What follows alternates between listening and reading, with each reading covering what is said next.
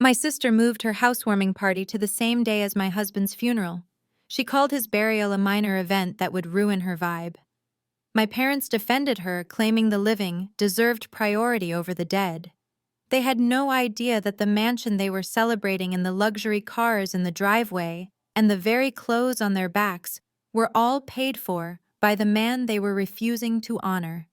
By the time the last bottle of champagne was popped, they were not just embarrassed, they were homeless. Before I tell you how I evicted my entire toxic family in front of Atlanta's elite, let me know where you are watching from in the comments below. Hit like and subscribe if you have ever been the family bank account that finally closed its doors. My name is Dominique, and at 34 years old, I was standing in the viewing room of Henderson Funeral Home, surrounded by the smell of lilies and chemical preservatives. The air conditioning was humming, but sweat was trickling down my back. I was staring at a catalog of caskets, trying to choose between the mahogany with gold handles or the oak with the velvet lining. My husband Julian deserved the mahogany. He deserved a monument. He had been the silent king of my world, a man who drove a 10-year-old Toyota and wore plain t-shirts, but whose mind for business had quietly built an empire nobody knew about. To my family, he was just Julian, the quiet guy who probably worked in data entry. To me, he was everything. And now, he was gone. My phone vibrated in my hand, shattering the silence. The screen flashed the name Chantel, my younger sister. I took a deep breath, expecting condolences. Maybe she was calling to ask if I needed help with the obituary. Maybe she was finally going to ask how I was doing. I slid the answer button across the screen. Hello, Chantel. My voice was raspy from 3 days of crying. Dom, finally. I have been calling you for an hour. Look, we have a huge problem. Her voice was not sad. It was frantic, high-pitched, the tone she used when she broke a nail or when her Instagram engagement was down. What is it? I asked, rubbing my temples. It is the date, Dom, Saturday. You booked the funeral for Saturday. That does not work for me. You have to move it. I froze. The funeral director, Mr. Henderson, looked away politely, pretending to study a floral arrangement. Excuse me, I whispered. Saturday is the housewarming party, Dom. Remember, Hunter and I have been planning this for months. His boss, the VP of sales, is coming. We have caterers booked. We have a DJ. I cannot have you throwing a pity party at a graveyard on the same day. It is going to kill the vibe. I felt the blood drain from my face. My husband had died of a sudden aneurysm 72 hours ago, and my sister was worried about her vibe. Chantel, this is not a birthday party I can reschedule. It is a funeral. People are flying in. The church is booked. So unbook it, she snapped. Do it Sunday. Or Friday. Honestly, doesn't matter, Julian is dead, Dom. He is not going to know the difference. But this party is crucial for Hunter's career. This is our introduction to high society. Do you want to sabotage your brother-in-law's future? I gripped the phone so hard I thought the glass would shatter. The audacity was breathtaking. Chantel, the golden child. The former beauty pageant runner-up who had never worked a real job in her life. She lived in a sprawling estate in Buckhead that she claimed Hunter bought with his tech startup money. I knew better. But right now, grief was heavier than anger. I am not moving the funeral, Chantel. If you cannot come, then do not come. Fine, she hissed. Be selfish, but do not expect Mom and Dad to be there. They are helping me set up. This is a major event, Dom. Yours is just a formality. She hung up. The silence that followed was deafening. A minor event. A formality. I stared at the phone, my hand shaking. Mrs. Brooks, Mr. Henderson said softly, have you decided on the casket? I looked at the mahogany one again. It was $8,000. It was expensive, but Julian had life insurance. I had my savings. We were fine. Or so I thought. Yes, I said, my voice trembling. The mahogany. He would have liked the finish. Excellent choice. I just need a credit card for the deposit and the service fees. The total comes to $12,000. I pulled out the joint checking account card I shared with my mother. It was an old account from before I was married, one I kept active to help her with groceries and bills. I had transferred $20,000 of my own savings into it yesterday, specifically to cover these costs, so I would not have to touch Julian's investments while they were in probate. I handed him the card. He swiped it.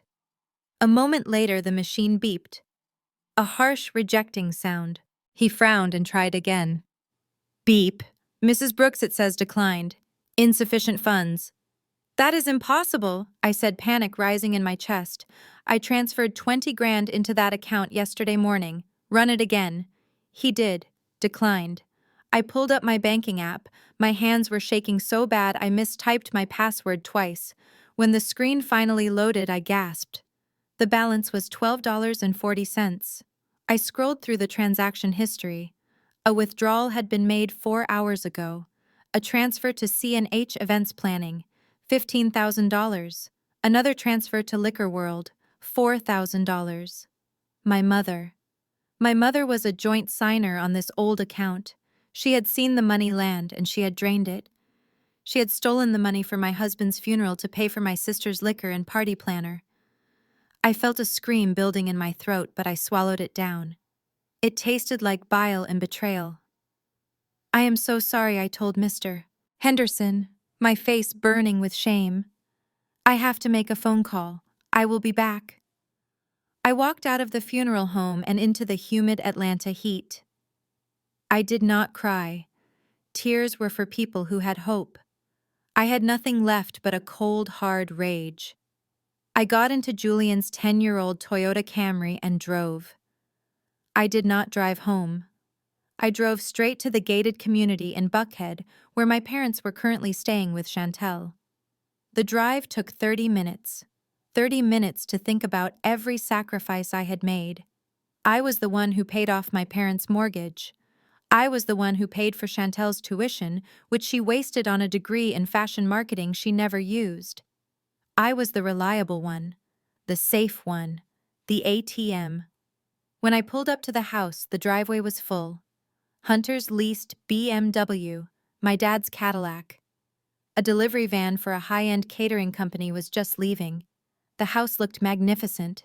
White columns, manicured lawn, a fountain bubbling in the center of the circular driveway. It was a house that screamed old money. I stormed through the front door without knocking. The smell hit me instantly. Garlic butter, Cajun spices, and expensive cologne. They were in the dining room. I walked in. My mother, Patricia, was holding a glass of white wine. My father, Raymond, was tucking a napkin into his collar. Chantel was laughing, throwing her head back. And Hunter, my brother-in-law, was sitting at the head of the table cracking a lobster claw. The laughter died instantly when they saw me. I must have looked like a ghost. My hair was messy, my eyes were swollen, and I was wearing the same black dress I had worn for 3 days. Dominique, my mother said, putting her glass down. We were not expecting you. I thought you were busy with arrangements. Where is my money? I asked. My voice was deadly quiet. My father frowned. Hello to you too. Is that how you greet your family? I looked at my mother. You took $20,000 from the joint account. That was for Julian's funeral. That was for his casket. My mother sighed the way one sighs at a toddler throwing a tantrum. Dom, lower your voice. You are upsetting Chantel. I stepped closer to the table. I grabbed the bottle of wine cooling in the ice bucket. It was a Chardonnay that cost $200. You stole money from a widow to buy alcohol. I slammed the bottle back down. Ice water splashed onto the table. Hey, Hunter stood up, wiping butter off his chin. Watch the furniture, Dom.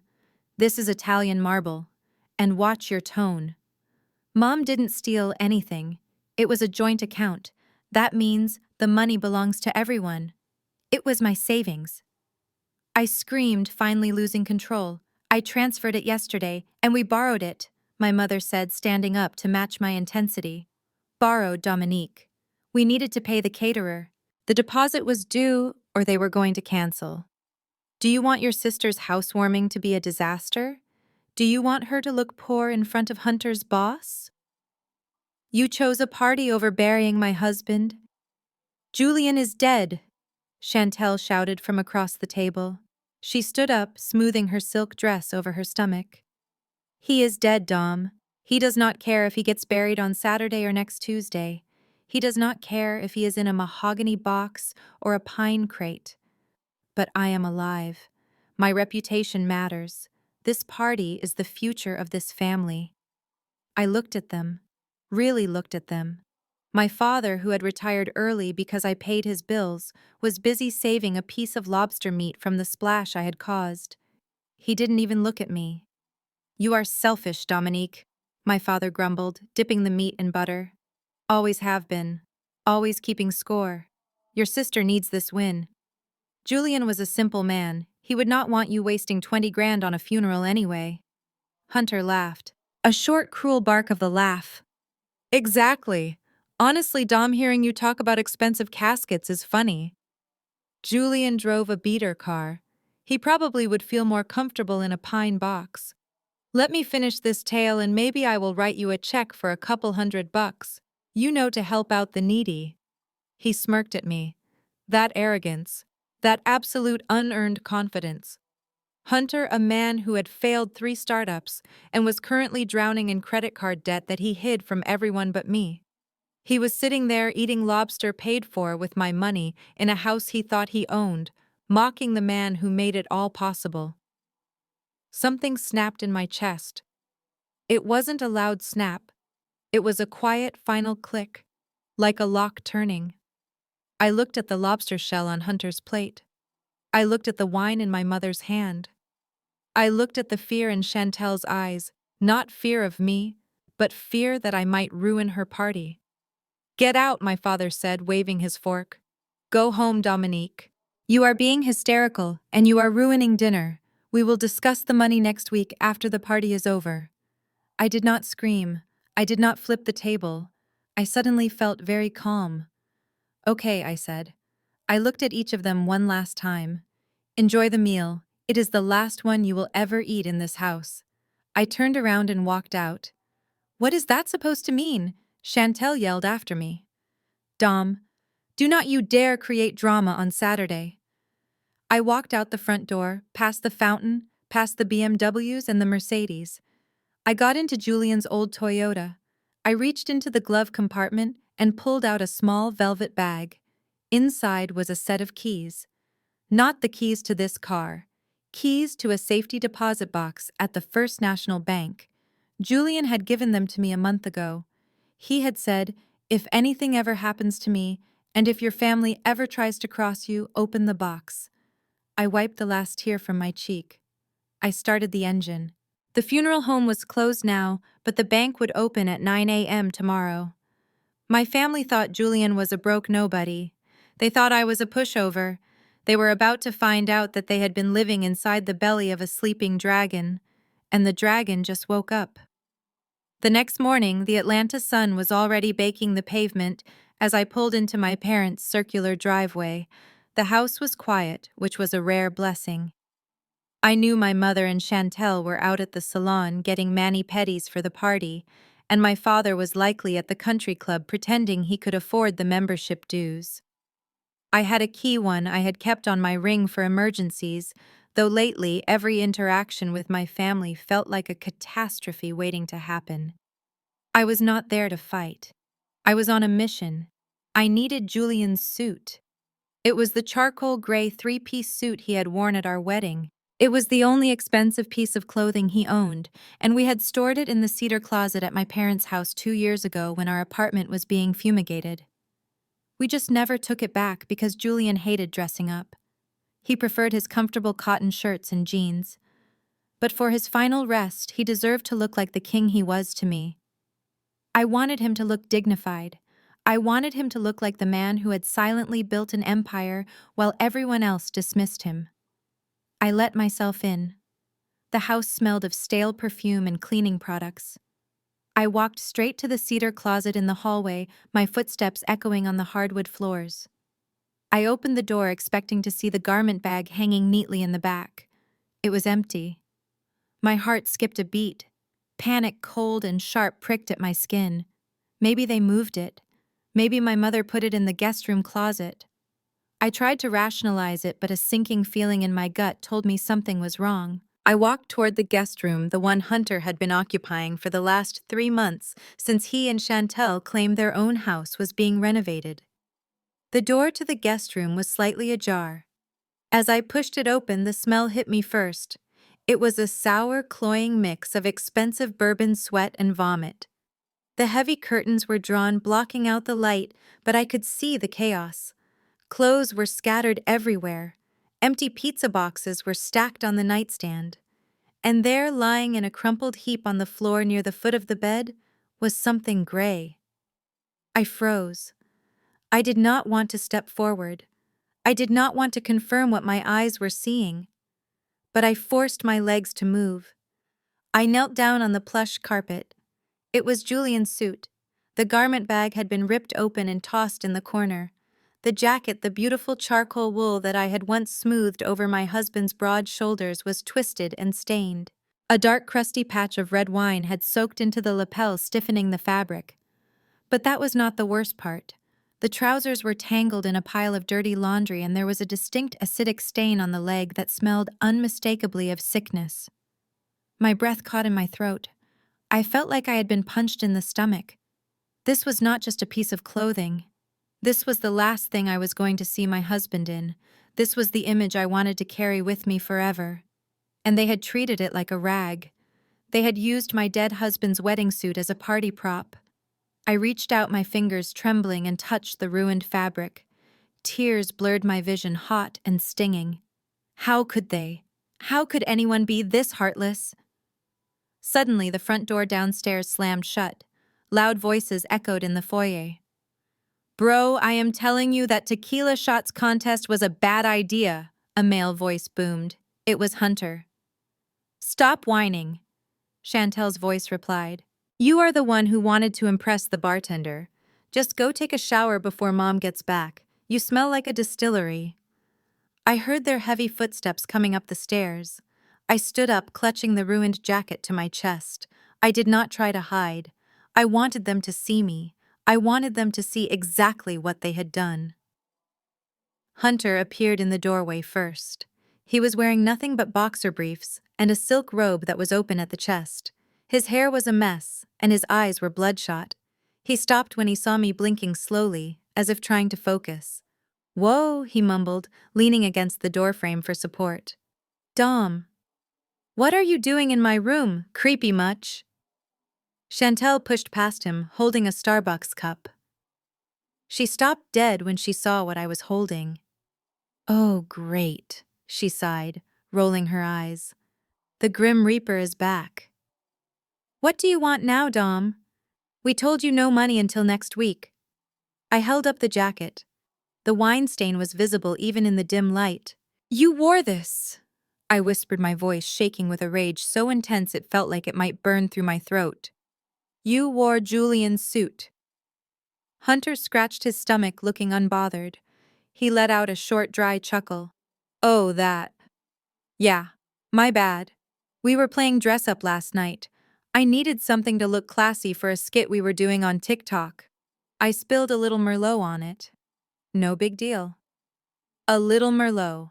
I stepped forward, thrusting the jacket toward him. "It is ruined, Hunter. This is what I was going to bury him in. This is his wedding suit." "Relax," Dom, Chantel shouted, stepping between us. "God, you are so dramatic. It is just fabric. Send it to the dry cleaners. Or better yet, just buy a new one." "Oh, wait, you can't because you are broke right now. It has vomit on it," I said, my voice cracking. "You threw up on my husband's suit." Hunter shrugged, looking bored. "Look, I was wasted, okay? I thought it was just some old rags Mom was throwing out. How was I supposed to know it was the holy shroud of St. Julian? Besides, the guy is dead, Dom. He is literally a corpse. I promise you, he does not care if he is wearing wine stains or Gucci. He is going to rot in the ground either way." The room went silent. The cruelty of his words hung in the air like toxic smoke. He grinned at me, a lopsided drunken grin that showed absolutely zero remorse. He enjoyed this. He enjoyed seeing me in pain. He felt powerful by disrespecting the only man who had ever made him feel inferior. I wanted to scream. I wanted to claw his face. I wanted to tear this entire house down brick by brick. But a voice inside my head, Julian's voice, told me to stop. Do not engage Dom. Do not let them see you bleed. Strategy over emotion. I took a deep breath. The air shuddered in my lungs. I looked at Hunter, then at Chantel. You are right, I said softly. My calmness seemed to confuse them. Hunter blinked, his smirk faltering for a second. I am right, he asked. Yes, you are right. He does not care. I stooped down and picked up the trousers and the vest from the floor. I bundled the ruined suit into a ball. I would not let them see me cry over it. I would clean it myself. I would scrub every inch of it with my own hands if I had to. Well, good, Chantel said, checking her nails. Glad we are on the same page. Now get out. I need to steam my dress for the party and your negative energy is making me nauseous. I turned to leave. As I gripped the jacket tighter, my knuckles brushed against the inside pocket of the breast. I felt something hard, something small and cold. I paused. Julian never left things in his pockets. He was meticulous. What Hunter asked annoyed. Why are you stopping? Nothing, I said. I squeezed the object through the fabric. It was unmistakably a key. It was flat with a distinct square head. It wasn't a house key. It felt heavy, substantial. I remembered suddenly that Julian had worn this suit only once after our wedding. It was 3 months ago when he went to a private meeting with a banker from Zurich who was visiting Atlanta. He had come home that night, hung the suit up, and never mentioned it again. I hid the surprise on my face. I kept the bundle tight against my body so they couldn't see the outline of what I had found. I will get out of your way, I said, my voice completely devoid of emotion. Have a great party. Yeah, whatever, Hunter muttered, turning back toward his bed. Just don't steal the towels on your way out. I walked out of the room, down the stairs and out the front door. I did not look back. My heart was pounding against my ribs, not from grief this time, but from adrenaline. As soon as I was in the safety of my car, I unfolded the jacket. I reached into the pocket and pulled it out. It was a silver key. It looked industrial. On one side there was a bank logo I recognized, First National Private Wealth. On the other side, etched into the metal, was a number 402. I gripped the key until it dug into my palm. Hunter had worn this suit. He had worn it, vomited on it, and mocked it. But in his drunken arrogance, he hadn't checked the pockets. He had been wearing the key to his own destruction all night, and didn't even know it. I looked back at the house. I could see Chantel in the window holding up her dress, preening for her imaginary audience. Keep laughing, I whispered to the glass. I put the key in my purse and started the engine. The suit was ruined, but Julian had left me something much more powerful than fabric. He had left me a way out, and I was going to use it. I stood in the hallway, the bundle of Julian's ruined suit pressed against my chest like a shield. I wanted to leave. I wanted to run out of that house and never breathe the same air as these people again. But Chantel was not done with me yet. She was standing at the top of the stairs, blocking my path, a garment bag in her hand. Her face was flushed with the excitement of a child, about to show off a new toy, completely oblivious to the fact that she had just allowed her husband to desecrate a dead man's clothing. Wait, she commanded, her voice echoing off the high ceilings. You have to see this. Since you are already here ruining the mood, you might as well make yourself useful and give me an opinion. I did not want to look. I wanted to turn my back on her. But something in her tone, a mixture of malice and vanity, made me freeze. She unzipped the bag with a dramatic flourish. Voila, she said, pulling the plastic away.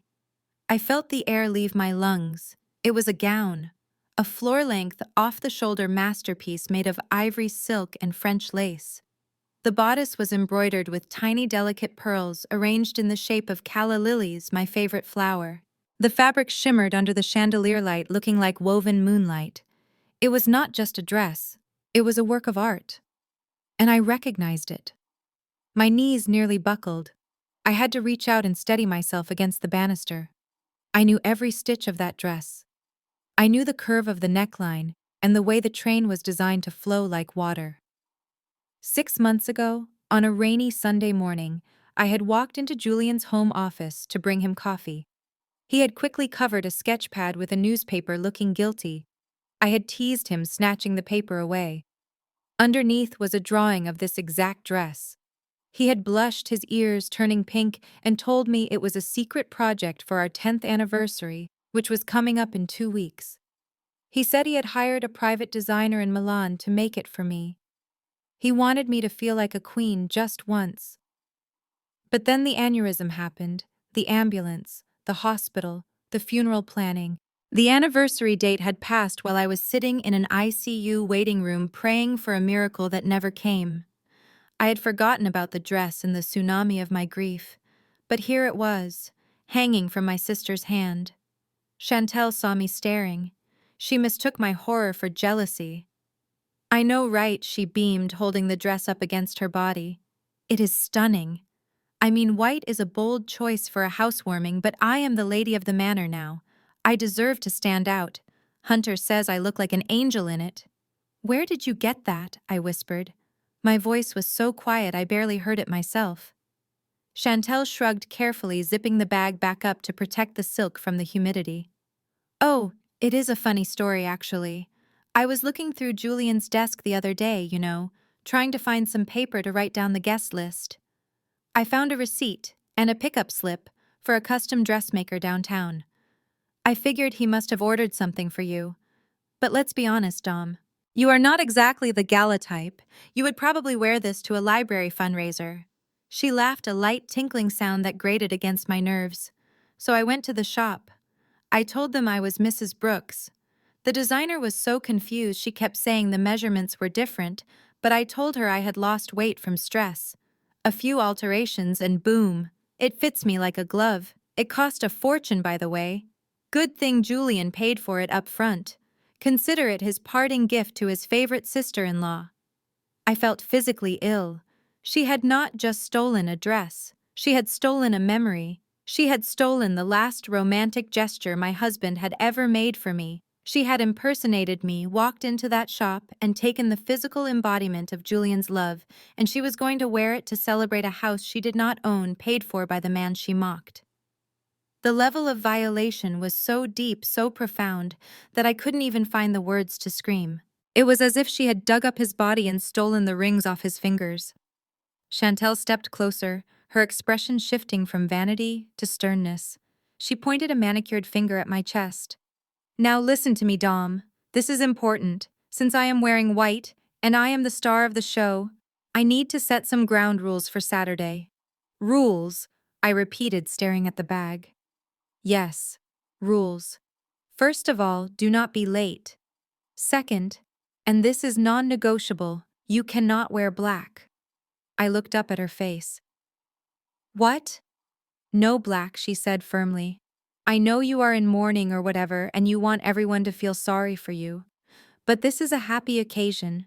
I do not want you standing in the corner looking like a crow and bringing down the vibe. If you come, you wear pastels. Beige, light pink, maybe a soft yellow. You need to blend in. You are background Dom. I am the foreground. Do you understand?" I stared at her. She was demanding that I, a widow of less than a week, take off my mourning clothes and dress up like an Easter egg so I wouldn't distract attention from her stolen glory.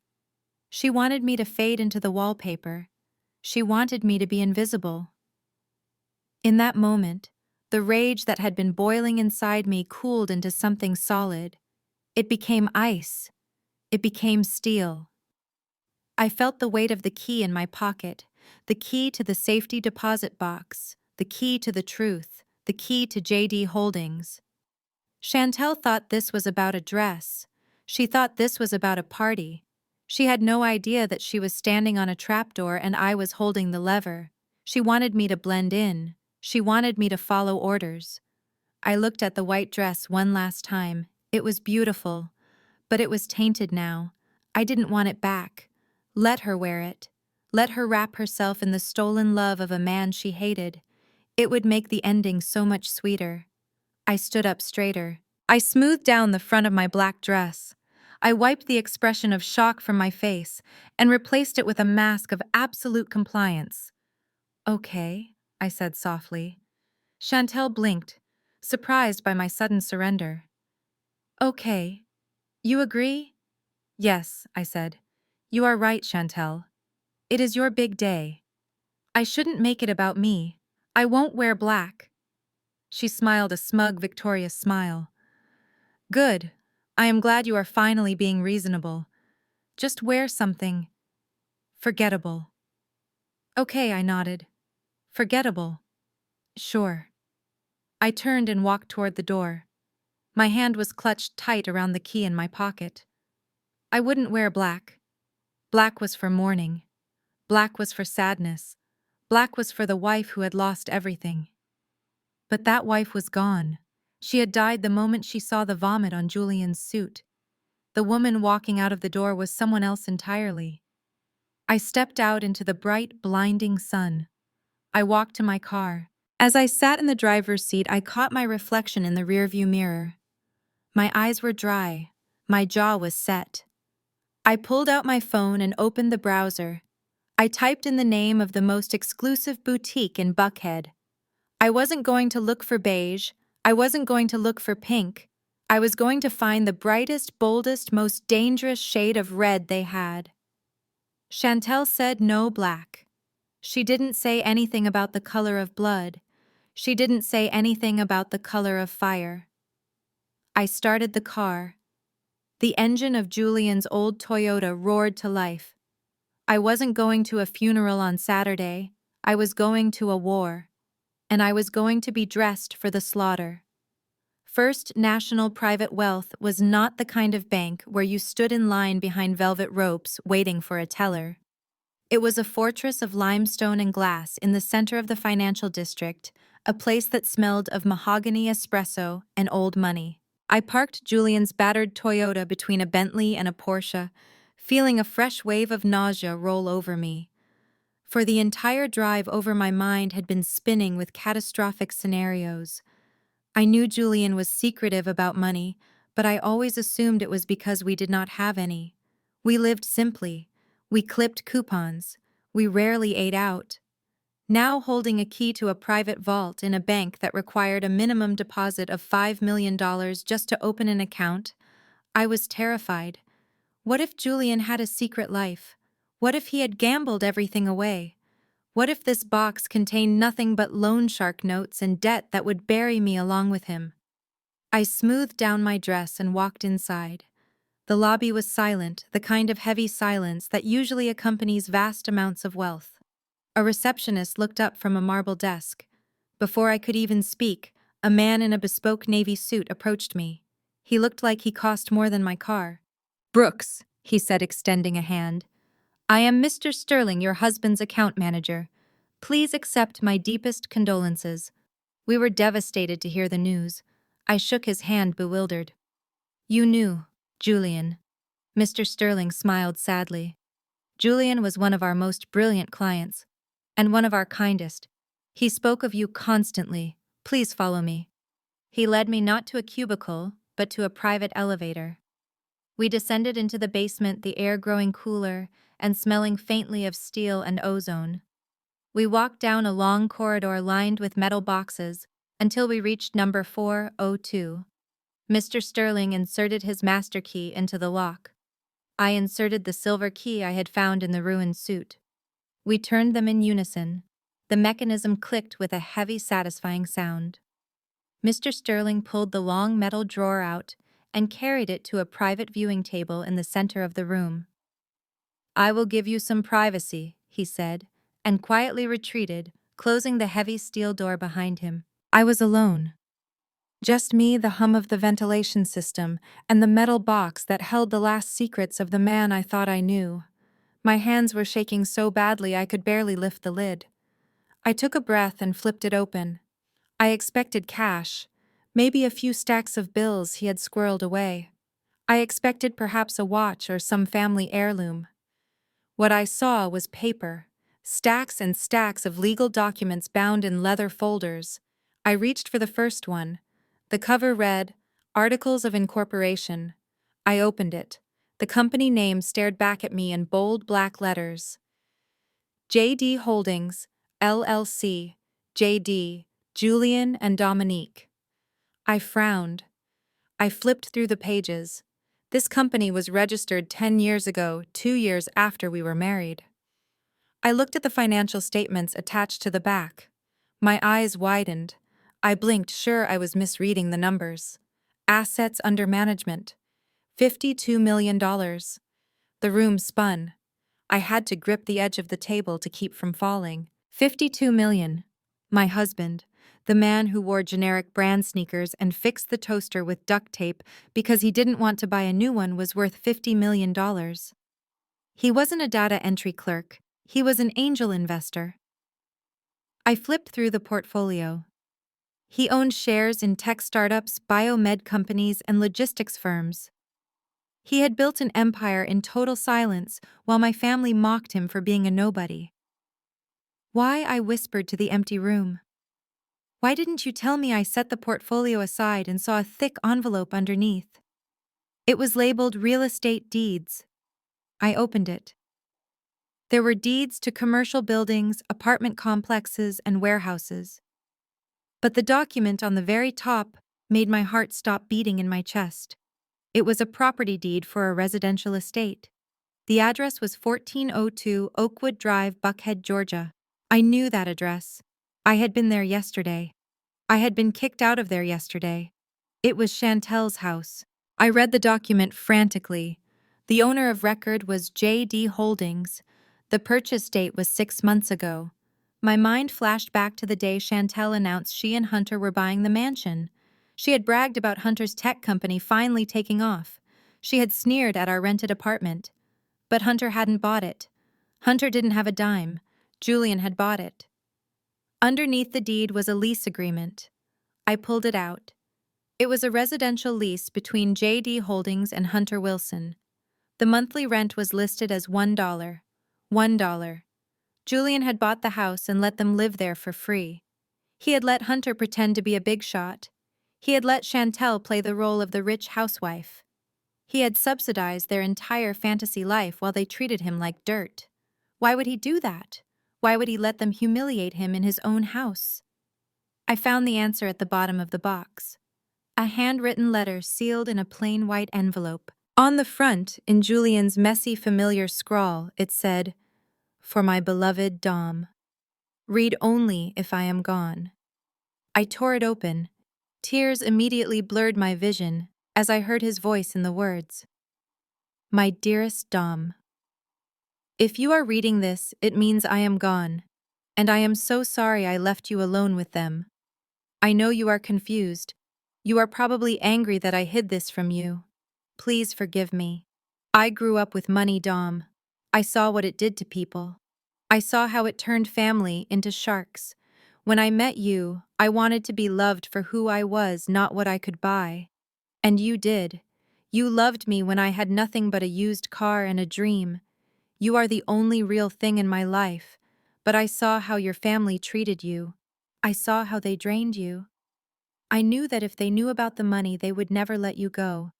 They would bleed us dry. So I kept us hidden. I kept us safe in our simple life. As for the house in Buckhead, I know Hunter is a fraud. I know his business is a failure. I bought the house and let him pretend to own it for one reason: to buy you peace. I thought if I gave them what they wanted, they would finally leave you alone. I thought if they felt superior, they would stop hurting you. But I also prepared for the worst. I knew that one day their greed might turn on you. Hunter is not the owner, Dom. He is a tenant. And he is a tenant on a very short leash. I looked at the bottom of the box. There was one last item, a thick red envelope. It looked ominous. It looked dangerous. I picked up the letter again to read the final paragraph. If you are reading this because I died of old age and we lived a happy life, burn the red envelope. But if I am gone suddenly, and if your family has betrayed you, if they have chosen their vanity over your grief, Then open the red envelope. Inside is the legal weapon I built for you. It contains the eviction notices, the revocation of the trust, and the proof of Hunter's embezzlement from the startup funds I gave him. Dom, you are the CEO of JD Holdings now. You are not their victim. You are their landlord, and you have the right to evict. I love you forever. Julian. I put the letter down. Sobs racked my body, violent and shaking. He had done all of this for me. He had swallowed his pride, endured their insults, and played the fool for years just to shield me from their parasitic nature. He had bought them a mansion just to keep them off my back.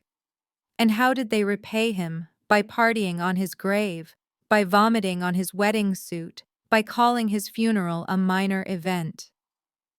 I wiped my face with the back of my hand. The sadness was evaporating, replaced by a cold, sharp clarity. I reached into the box and picked up the red envelope. It was heavy. It felt like a loaded gun. I ran my thumb over the seal. Julian had given me a choice. I could walk away with the $50 million and leave them in their fantasy. Or I could honor his final wish. I thought about Chantel's white dress. I thought about Hunter's smirk. I thought about my mother stealing the funeral money. I ripped the red envelope open. Inside were papers drafted by the top law firm in the city. Eviction notice. Notice of default. Civil lawsuit for fraud. I looked at the date on the eviction notice. It was blank. All I had to do was fill it in. I took a pen from the table.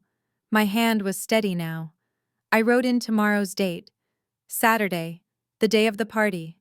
I closed the box. I stood up. I wasn't just Dominique Brooks, the grieving widow, anymore. I was the CEO of JD Holdings, and I had some property management to attend to. The elevator ride to the 45th floor of the Sovereign Building took long enough for my ears to pop twice. I stepped out into the lobby of Moore & Sterling, the most prestigious law firm in Atlanta. The reception area was all glass and chrome, offering a panoramic view of the city skyline. Somewhere out there amidst the trees of Buckhead, my sister was currently steaming a stolen white dress and preparing to host the social event of the season in a house she did not own. I was led to the corner office.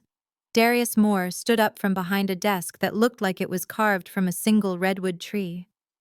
Darius had been Julian's best friend since college, though I had only met him a handful of times.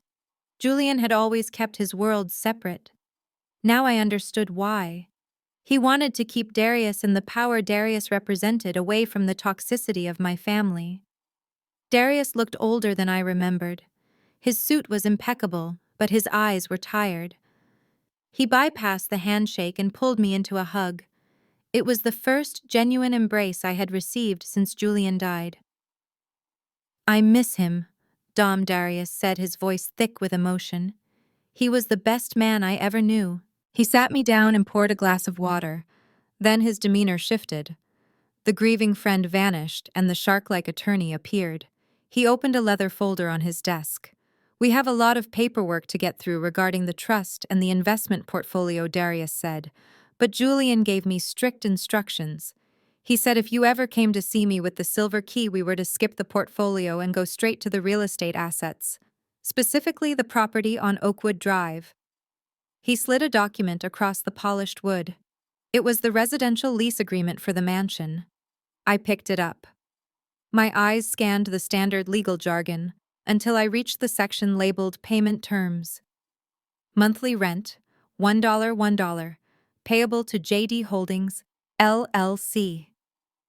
I stared at the number. $1.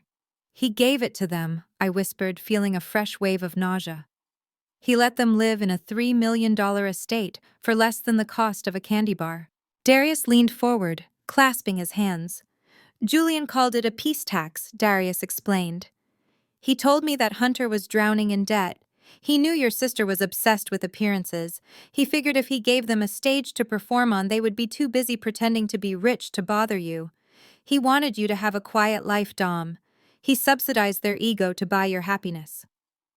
I felt a tear slide down my cheek. Julian had been playing 4D chess while my family was playing checkers. He had absorbed their insults, their mockery, and their disdain, all while holding the deed to the roof over their heads. But Darius continued, his voice dropping an octave. Julian was generous, but he was not a fool. He knew who Hunter was, he knew who Chantel was, and he insisted on inserting a very specific, very non-standard clause into the lease. He called it the respect clause. Darius flipped the document to page 12. He pointed to a paragraph highlighted in yellow, Clause 13B, Clause 13. I read it aloud, my voice trembling slightly. Termination for cause. This lease agreement is contingent upon the tenant maintaining a standard of respectful conduct toward the landlord's agents, and the landlord's immediate family. Any act of public disparagement, verbal abuse, theft of property, or physical desecration of the landlord's assets or reputation shall constitute a material breach of this lease. In the event of such a breach, the lease is immediately void, and the landlord reserves the right to evict the tenant with 0 notice period. I looked up at Darius. 0 notice, 0. Darius confirmed. In Georgia, usually you have to give 30 to 60 days. But Hunter signed a waiver. He was so arrogant, so desperate to get into that house and show off to his friends, that he didn't even read the fine print. He signed away his tenant rights for the privilege of paying $1 a month. Darius looked at me, his eyes sharp and assessing. So Dom, I need you to tell me, has there been a breach? Have they disparaged Julian? Have they damaged his property? I thought about the phone call in the funeral home. I thought about Chantel calling Julian's burial a minor event. I thought about the stolen white dress. And then I thought about the gray suit lying on the floor, stained with Hunter's vomit and red wine. They wore his wedding suit as a costume, I said, my voice cold and steady. Hunter threw up on it. And then he told me that Julian was just a rotting corpse who didn't care. Darius's jaw tightened. A flash of anger crossed his face, but he suppressed it quickly, channeling it into professional resolve. That is desecration of property and malicious emotional distress, Darius said, reaching for his pen. That is a material breach. We have them, Dom. We have them cold. He pulled out a new document. It was a writ of possession and an emergency eviction notice. He signed it with a flourish and stamped it with the official seal of his firm.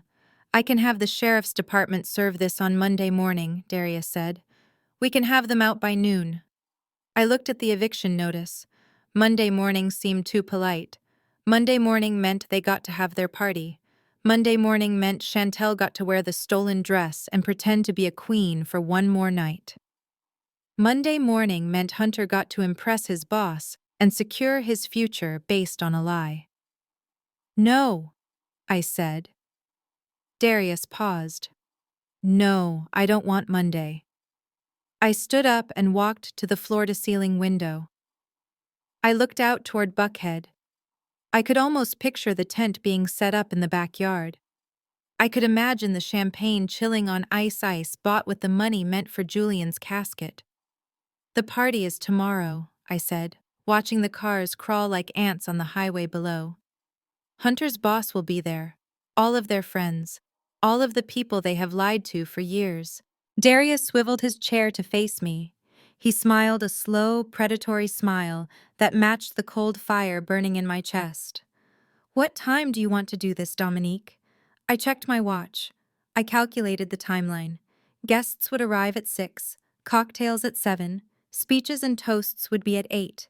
That was when they would feel the safest. That was when their egos would be swollen to the point of bursting. 8 p.m. I said, turning back to face him. I want them out by 8:30. Darius picked up his phone. I will call the sheriff. I will hire private security to handle the crowd. And Dom, yes. Wear something nice. You are the CEO of JD Holdings now. You should look the part for your first site inspection. I touched the red silk fabric of the dress I had bought earlier. It was currently sitting in a garment bag in the back of my car. Don't worry, Darius, I said. I will be dressed to kill. I walked out of the office. The elevator ride down felt different this time. My ears didn't pop. I felt grounded. I felt heavy. I felt like an anvil dropping from the sky, ready to crush everything beneath me. Julian had given me the weapon. Darius had loaded it. Now all I had to do was pull the trigger. It was Friday night, the eve of the double event that would tear my life apart. Outside my apartment window, the Atlanta skyline was a blur of amber lights and heavy rain, mirroring the storm that had been raging inside my chest for days. I sat on the floor of my living room, surrounded by silence. There were no flowers here. There were no casseroles from concerned neighbors. There was just me, a bottle of water, and the red envelope sitting on the coffee table like a dormant grenade. My phone sat next to it, the screen dark. I picked it up, feeling the weight of it in my hand. It felt heavier than usual, loaded with the potential to either save my family or destroy them. I unlocked it and opened the group chat. It was titled The Brooks Bunch, a name my mother had chosen years ago in a fit of nostalgic whimsy. The background photo was a picture of Chantel winning a beauty pageant in high school. I wasn't even in the frame. I scrolled up. The last 100 messages were all about the housewarming party. Photos of balloon arches, debates about whether to serve crab cakes or shrimp cocktails. Screenshots of the weather forecast with my mother praying for sunshine. Not a single person had mentioned Julian. Not one. It was as if he had never existed, or as if his death was just a minor scheduling conflict, like a dentist appointment that clashed with a spa day. I looked at the red envelope again. Julian's letter had been clear. He wanted me to use the legal weapons only if they betrayed me. A part of me, the part that was still the little girl who just wanted her mother's approval, wanted to believe that they weren't evil. Maybe they were just misguided. Maybe they were grieving in their own strange, selfish way. Maybe if I laid it all out for them plain and simple, they would wake up. I needed to give them one last chance. Not for them, but for me.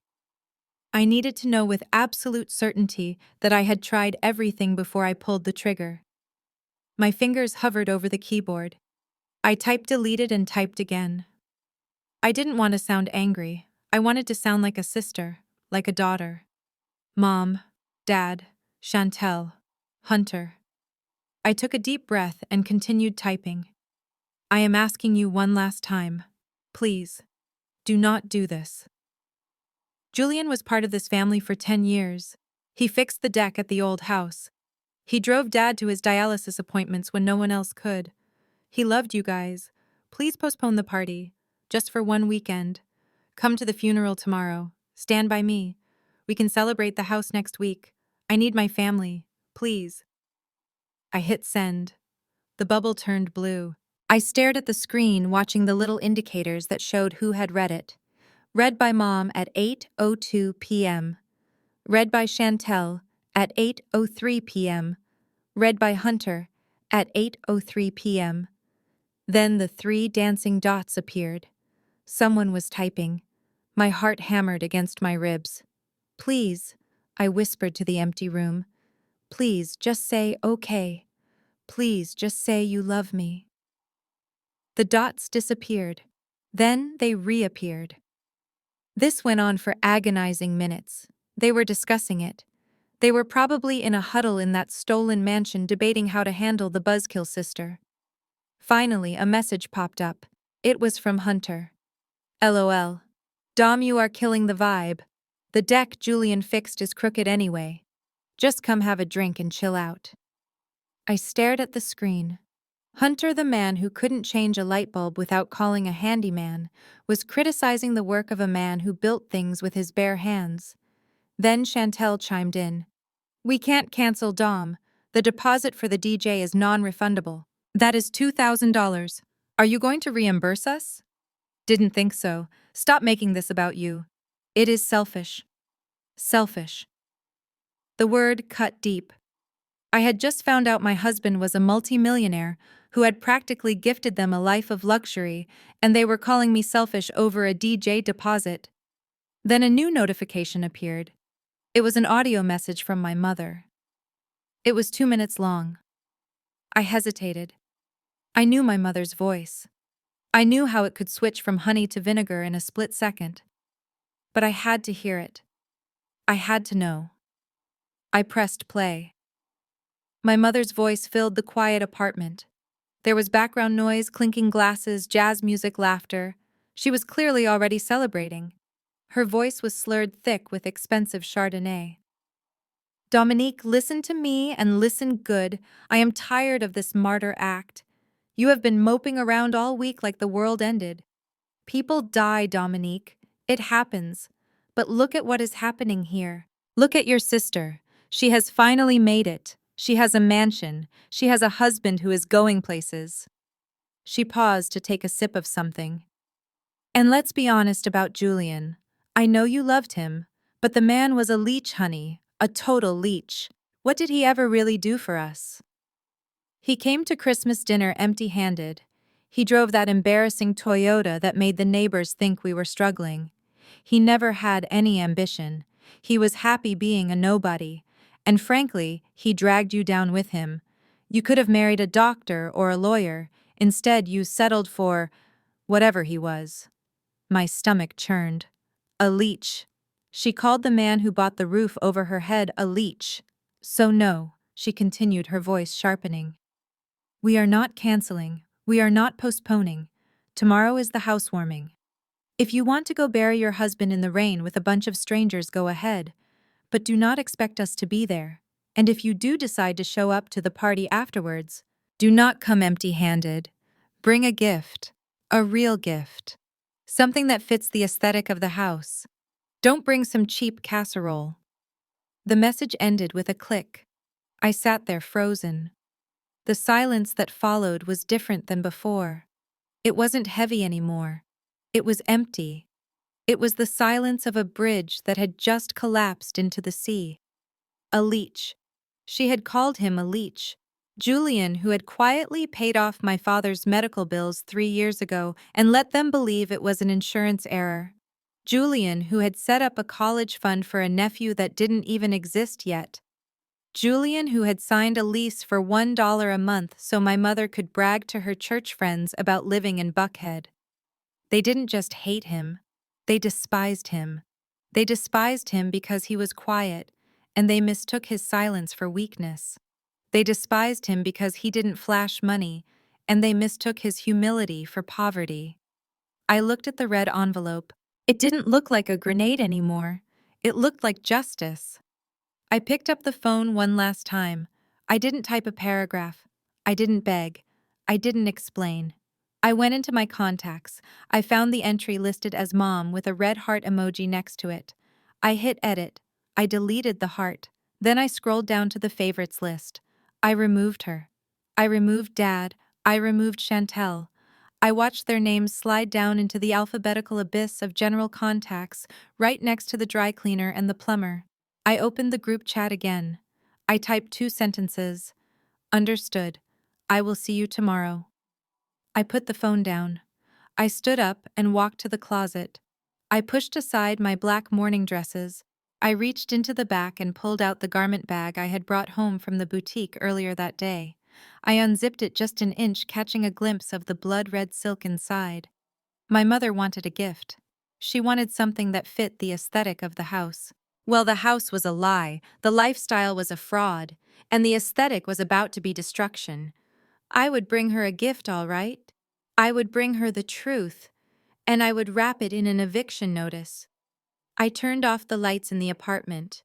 For the first time in 3 days, I didn't cry myself to sleep. I slept soundly. I slept like a baby. I slept like a CEO who had a very busy day ahead of her. Phipps Plaza in Buckhead was not just a shopping mall. It was a cathedral of commerce, a place where the air was scented with expensive perfume and the floors were polished marble that clicked sharply under the heels of Atlanta's elite. I walked through the glass doors, the air conditioning hitting my skin like a cold kiss. For the first time in years, I did not feel out of place. Usually, when I came here to buy a birthday gift for Chantel or a scarf for my mother, I felt like an imposter. I would count every penny, terrified of overdraft fees, sweating in my sensible work clothes, while women in designer athleisure looked down their noses at me. But today was different. Today, I was not Dominique, the struggling admin assistant.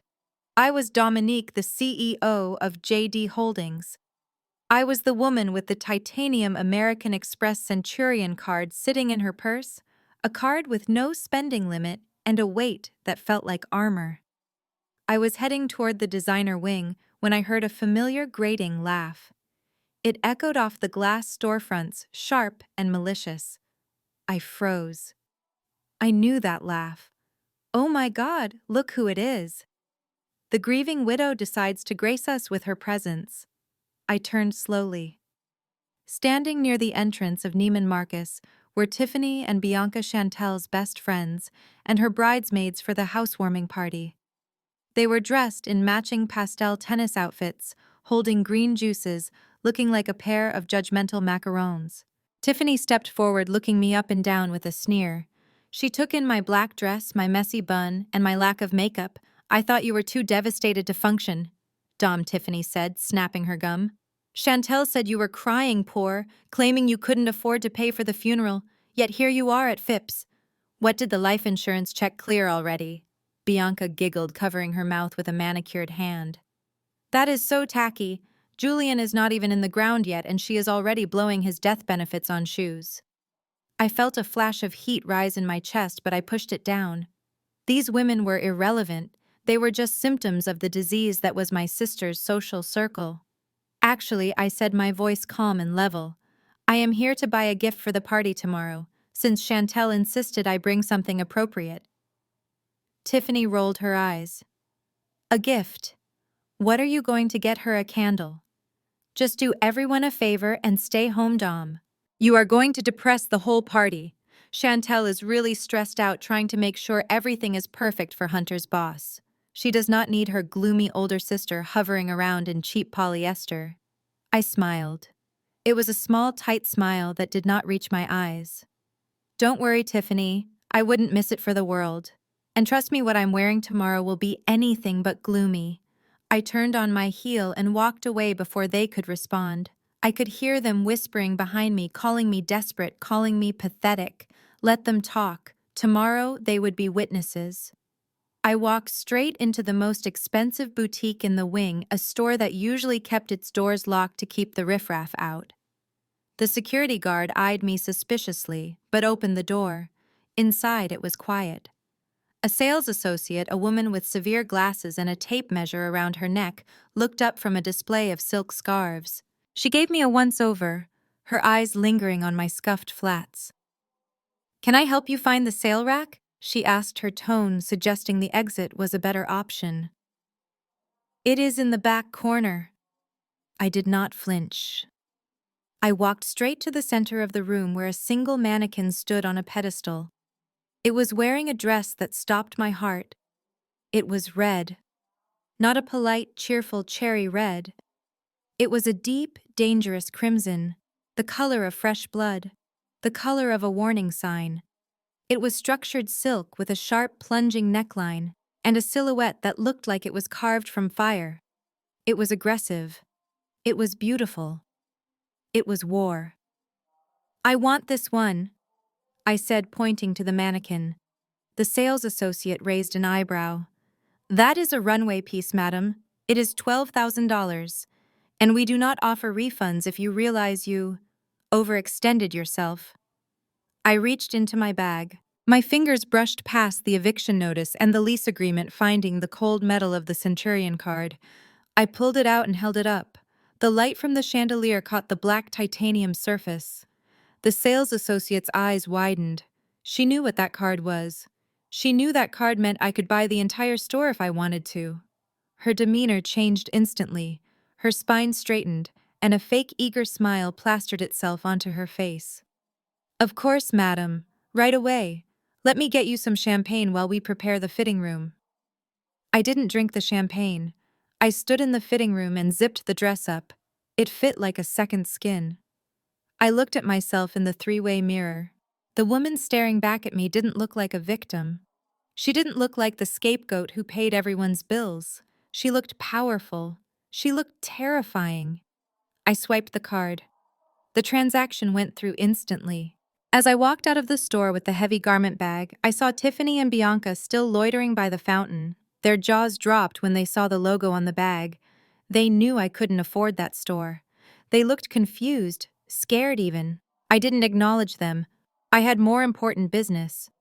I sat in my car in the parking garage and pulled out my phone. It was time for phase 2. I dialed a number I had found in Julian's contacts under security detail. It rang twice. "Hello, this is Eagle Eye Protection." "Hi," I said. "My name is Dominique Brooks. I am the CEO of JD Holdings. I need to hire a team for a private event tomorrow night." "What kind of event?" "Ms. Brooks, a hostile eviction," I said.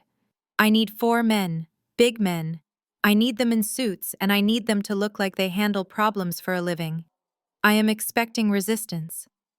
There was a pause on the other end, then a professional hum of agreement. "We can do that. 4 operatives, unarmed but physically imposing. We will be there at 7. Perfect." I hung up and dialed the next number. This one was harder. It was Sheriff Earl Patterson. He had been Julian's fishing buddy. They used to spend Sundays on the lake talking about life. My family thought Earl was just some old redneck Julian knew. They didn't know he was the sheriff of Fulton County. Earl picked up on the first ring. "Dom, is that you? I heard about Julian." "I am so sorry, sweetheart. I was coming to the funeral tomorrow." I swallowed the lump in my throat. "Thank you, Earl. He loved you. But I need to ask you a favor. A professional favor. Anything, Dom. Name it. I am serving an emergency eviction notice tomorrow night at the house on Oakwood Drive. The tenants have violated the lease and desecrated Julian's property. I have the paperwork from Darius Moore. It is all legal.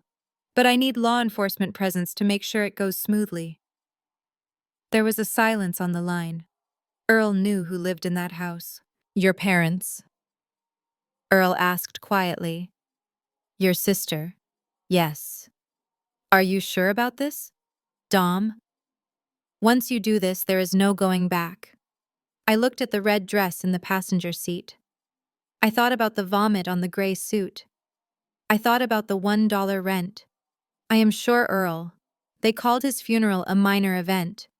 They are partying in his house while his body is still cold. I heard Earl sigh a deep, heavy sound. Then I heard the click of a lighter. "All right, Dom. I will be there myself. Nobody disrespects Julian on my watch. I will see you at 8. I hung up the phone. It was done. The stage was set. The players were in position. I drove back to my apartment, the sun setting over the city. I carried the dress inside and hung it on the back of my bedroom door. I took a shower, scrubbing my skin until it was raw, washing away the smell of the funeral home, the smell of fear, the smell of the old Dominique. I wrapped a towel around myself and stood in front of the full-length mirror. I looked at my reflection. My eyes were dark, my jaw was set. I reached out and touched the red silk of the dress. Tomorrow, I whispered to the empty room. Tomorrow the grieving widow vanishes. The doormat disappears. I dropped the towel and stared at myself, vulnerable but strong. Tomorrow, the boss is born, and she is coming to collect the rent. Saturday morning broke with a sky the color of a fresh bruise. It was raining. Not a gentle cleansing shower, but a cold, relentless downpour that turned the Georgia red clay into thick mud. I stood under a black umbrella next to the open grave. The wind whipped the hem of my coat against my legs, but I barely felt it. I was numb. To my left stood Darius holding an umbrella over his head and mine. To my right stood Sheriff Earl Patterson holding his hat against his chest with water dripping from the brim onto his uniform. Behind us were 3 elderly men I recognized from the community center where Julian used to volunteer teaching math to at-risk youth. That was it. That was the entire congregation. 6 people. I looked at the row of empty folding chairs set up for the immediate family. They sat there like jagged teeth in a gaping mouth. My mother should have been in the first one, my father in the second. Chantel and Hunter should have been behind them. Instead, the chairs were slick with rain collecting puddles on the cold metal. They looked pathetic. They looked abandoned. The pastor was a kind man with a soft voice, but his words were being swallowed by the sound of the rain and the traffic from the nearby highway. He spoke of Julian's kindness. He spoke of his quiet strength. He spoke of the legacy of love he left behind. Legacy of love. I almost laughed. The only legacy my family cared about was the legacy of the wire transfer. My purse vibrated against my hip. It was a sharp, insistent buzz that cut through the somber atmosphere. I tried to ignore it. I wanted to focus on Julian. I wanted to say goodbye properly. But then it buzzed again. And again. A rapid-fire succession of notifications. I glanced at Darius. He gave me a small nod, telling me it was okay to check. I pulled my phone out of my pocket, shielding it from the rain with my hand. It was Instagram. A notification popped up on the screen. Chantel Brooks is live. My thumb hovered over the screen. I should put it away. I should throw the phone into the grave along with the flowers. But a morbid curiosity gripped me. I needed to see. I needed to witness the depth of their depravity with my own eyes. I tapped the notification. The silence of the cemetery was instantly shattered by the tinny sound of upbeat pop music blasting from my phone speaker. I scrambled to turn the volume down, but not before the first few bars of a celebration anthem echoed off the gravestones. On the screen, the sun was shining. Chantel was using a filter that made everything look golden and soft. She was standing in the foyer of the Buckhead mansion. Julian's mansion. She was wearing a silk robe, holding a mimosa in one hand and her phone in the other. Behind her, I could see a team of caterers setting up tables. I could see huge bouquets of white roses. I could see a banner that said, "New Beginnings." "Hey guys," she chirped into the camera, flashing a perfect white smile. "Happy Saturday. We are getting everything ready for the big reveal tonight. The energy here is so amazing. We are finally clearing out all the negative energy from this week. Out with the old, in with the new, right?" She spun around, showing off the living room. "Look at these flowers. Mom is helping with the centerpieces. Say hi, Mom." The camera panned to my mother, who was arranging lilies in a crystal vase. Lilies. The flower of death. The flower of funerals. She was using them for a housewarming party. "Hi, everyone," my mother waved, holding a glass of wine. "We are just so blessed. God is good." I felt a physical blow to my chest. They were drinking. They were laughing. They were celebrating at the exact moment Julian was being lowered into the ground. Then I saw the caption at the bottom of the video. It was written in bold, playful font with a sparkle emoji. "Goodbye, bad vibes. Hello, new life." Bad vibes. That was what she called my husband. That was what she called the man who had paid for the roof over her head. That was what she called the man who had silently funded her tuition, paid for her car, and bailed her husband out of debt. He was just a bad vibe to be exorcised so she could enjoy her stolen kingdom. I watched as Hunter walked into the frame. He wrapped his arms around Chantel's waist and kissed her cheek. "Can't wait for tonight, baby," he said. "We are going to own this town." I stared at their faces. They looked so happy. They looked so secure. They thought they had won. They thought that because I was quiet, I was weak. They thought that because I was grieving, I was defeated. I didn't feel the rain anymore. I didn't feel the cold. A strange heat started at the base of my spine and worked its way up. It wasn't the hot, messy heat of grief. It was the cold blue burn of absolute clarity. It was the feeling of a judge slamming a gavel. It was the feeling of a steel door locking shut. I closed the app. The screen went black, reflecting my own face back at me. I didn't recognize the woman in the reflection. Her eyes were hard. Her mouth was a thin line. She looked dangerous. The pastor finished his prayer. He looked at me expectantly. It was time for the ritual, the final goodbye. Mrs. Brooks, he said softly, the earth. I walked to the pile of dirt next to the grave. My heels sank into the mud, but I didn't care. I reached down. The soil was wet and heavy, clumping in my palm. It smelled of iron and decay. I walked to the edge of the grave and looked down. The mahogany casket gleamed in the dim light. It was the only beautiful thing in this entire wretched day. "I am sorry they aren't here, Julian," I whispered. My voice was steady. It didn't shake. "But you know what? I am glad. You don't need them. You never did. They are not family. They are parasites. And a parasite cannot survive without a host." I opened my hand. The dirt fell. Thud. Thud. Thud. The sound was final. It was the period at the end of a sentence. It was the closing of a book. "Rest now," I said softly. "You have done enough. You protected me for 10 years. You carried the weight of their greed so I wouldn't have to. But the carrying is over. Now it is my turn to protect your legacy." I turned away from the grave. Darius stepped forward, offering me a handkerchief. I ignored it. I didn't need to wipe my eyes. There were no tears left. "Are you ready to go home?" Dom Darius asked gently. I looked at him. Then I looked at Sheriff Earl. Earl's face was grim. He had seen the video too. He knew what they were doing. "I am not going home, Darius," I said. He looked confused. "Where are you going?" I looked toward the city, toward the skyline where the Sovereign building stood tall and gray against the rain. Then I looked toward Buckhead where the party was starting. "I have a job to do," I said. I pulled the collar of my coat up. I walked toward my car, leaving the empty chairs behind me. They could stay there. They could rot in the rain, just like the relationship I used to have with my family.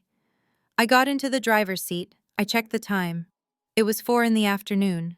4 hours until the party. 4 hours until the eviction. I started the engine. The radio came on, playing a soft jazz tune that Julian used to love. I turned it off. I needed silence. I needed focus. I gripped the steering wheel. My knuckles were white. "You wanted a minor event, Chantel," I said to the empty car. "You wanted to clear out the negative energy. Well, be careful what you wish for." I shifted the car into drive. "Rest in peace, Julian. I am going to go take out the trash." The rain had finally stopped by the time I turned onto Oakwood Drive, leaving the streets slick and black under the streetlights.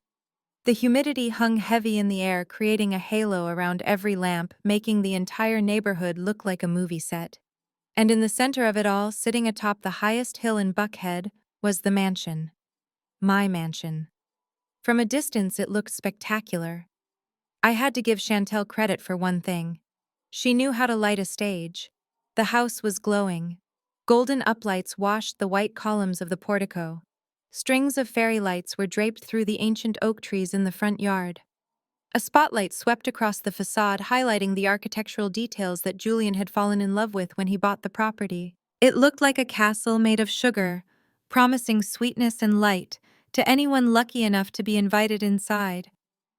But I knew the rot that lived within the walls. I knew the foundation was built on lies and the roof was held up by the patience of a dead man. I slowed down as I approached the main gate.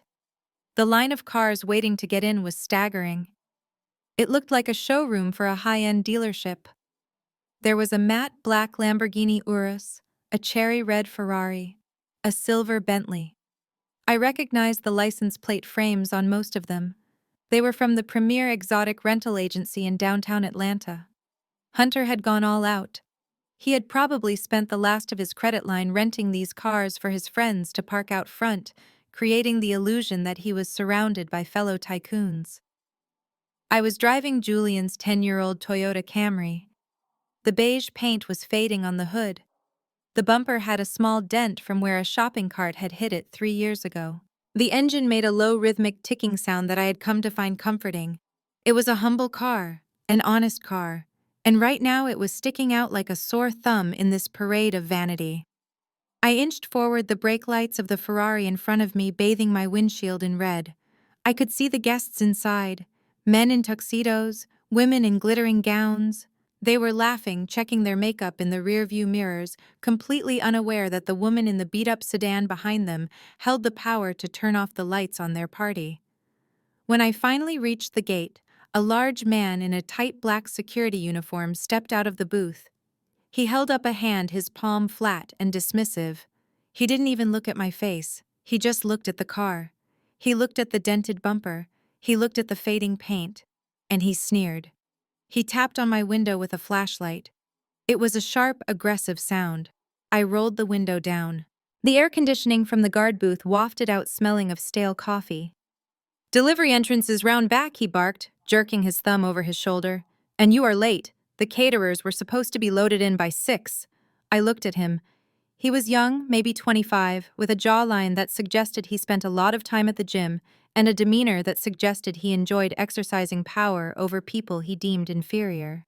He was exactly the kind of person Hunter would hire, someone who judged worth by appearance. "I am not with the catering company," I said calmly. My voice was low, barely rising above the hum of the engine. He shone the flashlight into the car, blinding me for a second. He swept the beam over the passenger seat, then back to my face. He saw my messy hair, which was still damp from the rain at the cemetery. He saw the trench coat I was wearing over my dress. He didn't see the red silk underneath. He just saw a woman who didn't belong. "Look, lady," he sighed, clearly annoyed. "This is a private event. VIPs only. We have a strict guest list and an even stricter vehicle policy. The boss doesn't want rust buckets cluttering up the driveway. It ruins the aesthetic. So unless you are here to unclog a toilet, turn this heap around, you are holding up the line." Behind me, a Porsche honked its horn. The driver threw his hands up in frustration. I didn't move. I didn't flush with embarrassment. The old Dominique would have apologized. The old Dominique would have parked down the street and walked up the hill in the mud just to avoid a confrontation. But the old Dominique was buried 6 feet under, next to her husband. I reached into the passenger seat. I picked up a manila folder. I opened it and pulled out a single sheet of paper. It was a photocopy of the warranty deed certified by the Fulton County Clerk's office. I held it out the window. The guard blinked. "What is this? I don't want your flyer." "Take it," I said. He hesitated, then snatched the paper from my hand. He shined his flashlight on it. I watched his eyes scan the document. I watched the moment the arrogance drained out of his face, replaced by confusion, and then slowly by fear. He read the legal description of the property. He read the address. And then his eyes landed on the line I had highlighted in neon yellow. Owner of record J.D. Holdings, LLC. Sole proprietor, Dominique Brooks. He looked up at me. He looked at the car again. Then he looked at the paper. His brain was trying to reconcile the image of the beat-up Toyota with the legal reality that the woman driving it owned the $3 million of real estate behind him. I don't understand," he stammered, his voice dropping an octave. "Mr. Wilson said he was the owner. He said he built this place." "Mr. Wilson is a tenant," I said, "and Mr. Wilson is a liar. Now look at that document again. Look at the name. That is my name." He swallowed hard. His Adam's apple bobbed. "I am the landlord," I continued, my voice ice cold. "And I am here to inspect my property. Now you have 2 choices. You can keep this gate closed and explain to the sheriff why you denied access to the property owner, or you can open that gate, stand aside, and let me park my rust bucket wherever the hell I want." The honking behind me got louder. The guard looked at the line of cars, then back at me. He was sweating now. He realized he had just insulted the person who signed his paycheck, or at least the person who owned the ground he was standing on. "I am so sorry, Ms. Brooks," he said, stumbling over the words. "I didn't know. Nobody told me. I was just following orders." "Open the gate," I said. He scrambled back into the booth. He fumbled with the controls. A second later, the heavy wrought iron gate swung open with a majestic creak. I put the car in drive. I didn't speed up. I rolled forward slowly, deliberately. I drove past the guard, who was now standing at attention, looking terrified. I guided the Toyota up the winding driveway. The gravel crunched under my tires. I passed the fountain. I passed the manicured hedges. And then I reached the valet stand. Two valets in red vests rushed forward to open the doors of the Ferrari ahead of me. They looked confused when my car pulled up. One of them wrinkled his nose. I ignored them. I didn't wait for them to open my door. I drove past the valet stand right up to the front steps. There was a prime spot right next to the front door. It was currently occupied by a sleek silver McLaren. It was clearly the centerpiece of the display. Hunter wanted everyone to see it as they walked in. I maneuvered the Toyota. I pulled up right next to the McLaren. I parked so close that my driver's side door was almost touching its bumper. The valet ran over, waving his arms. "Ma'am, you can't park here. This is the display area. That is a $300,000 car. I killed the engine." The ticking sound stopped. Silence fell inside the cabin. I looked at the valet through the window. I smiled. It was a smile that had no warmth in it. I unbuckled my seatbelt. I reached for the door handle. I checked my reflection in the rearview mirror one last time. My eyes were dry. My lipstick was perfect. "I am not here to park," I whispered to myself. "I am here to conquer." I kicked the door open. It swung wide, missing the McLaren by an inch. I stepped out onto the gravel.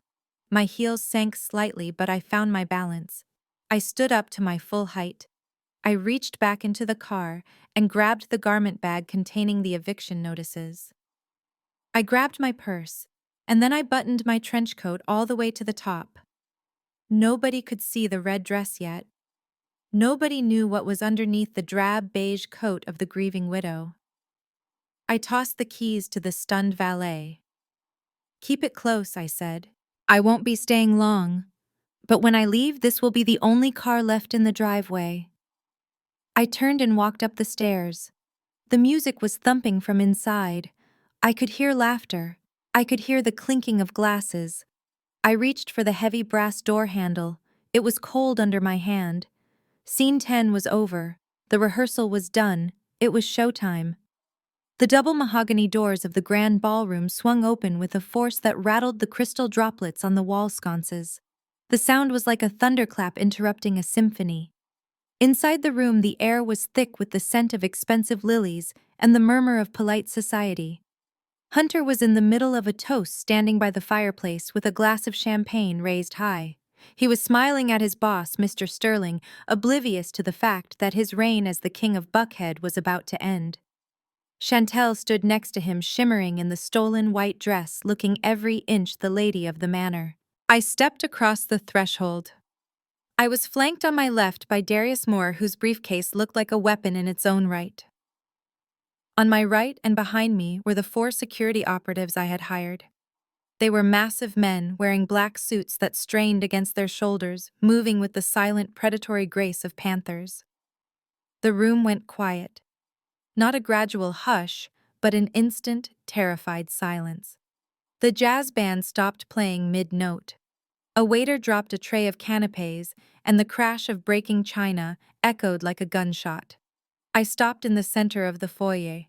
I reached up and undid the top button of my beige trench coat, then the second, then the third. I kept my eyes locked on Chantel the entire time. I shrugged the coat off, letting it fall to the marble floor in a heap of discarded fabric. Underneath the beige was fire. The red dress was a scream in a room full of whispers.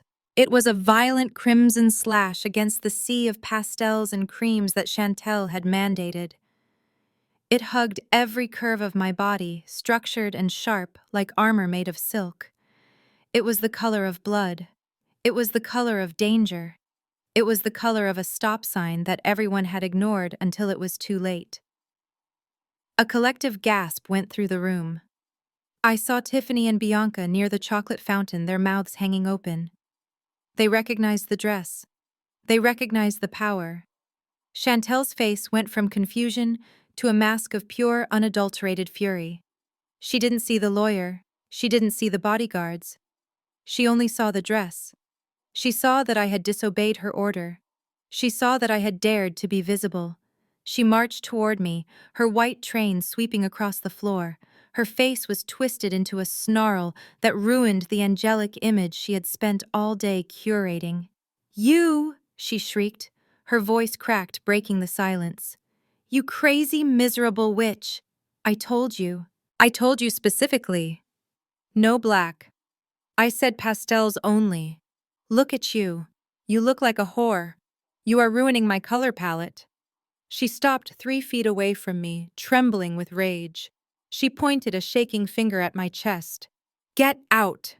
Get out right now! You are doing this on purpose. You are trying to upstage me in my own house because you are jealous. Security, get her out of here." I didn't flinch. I didn't blink. I let her scream. I let everyone see her lose control. I let everyone see the real Chantel, the spoiled brat beneath the silk. When she finally stopped to take a breath, I smiled. It was a smile that chilled the room. "I am not wearing black Chantel," I said. My voice was calm, projecting effortlessly to the back of the room. "I followed your rules. I am not mourning anymore." "Then what is that?" she screamed, gesturing at my body. "What is that hideous color?" I took a step forward. The red silk rustled soft like a warning hiss. "This," I said, keeping my voice low and dangerous. "This is the color of the ink on your eviction notice. This is the color of the red stamp on the foreclosure papers. This is the color of destruction, Chantel. And I am wearing it for you." Hunter finally snapped out of his shock. He saw his wife being confronted. He saw his boss watching with a frown. He saw his carefully constructed facade cracking. The alcohol in his system, combined with his fragile ego, triggered the only response he knew: aggression. He set his champagne glass down on a waiter's tray with a slam. He stormed toward me, his face flushed red, pushing through the crowd of guests. "Who do you think you are?" he bellowed. "You think you can walk into my house and threaten my wife? I don't care who you brought with you. This is private property." He lunged at me. His hands were reaching for my shoulders, intending to shove me backward. He wanted to physically remove me. He wanted to show his boss that he was the alpha male, that he was in charge. He never touched me. Before his fingers could even graze the red silk, the lead security operative moved. It was a blur of motion. 1 second, Hunter was charging; the next, he was airborne. The bodyguard stepped in, grabbed Hunter's wrist, and used his own momentum against him. Hunter hit the marble floor with a sickening thud. The air left his lungs in a wheezing gasp. He lay there sprawled on his back, looking up at the ceiling, blinking in shock. The bodyguard stood over him, hands clasped calmly in front of his waist, looking like a statue. The room erupted. People screamed. Guests scrambled back, knocking over chairs. The illusion of the polite, sophisticated party was shattered instantly. Hunter's boss, Mr. Sterling, stepped forward, looking horrified. "Hunter," he said sharply, "what is the meaning of this?"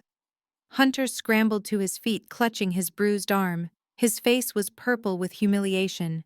He pointed a shaking finger at me. "Arrest her!" he screamed at the sheriff who had just walked through the door. "Sheriff Patterson, arrest this woman. She is trespassing. She assaulted me."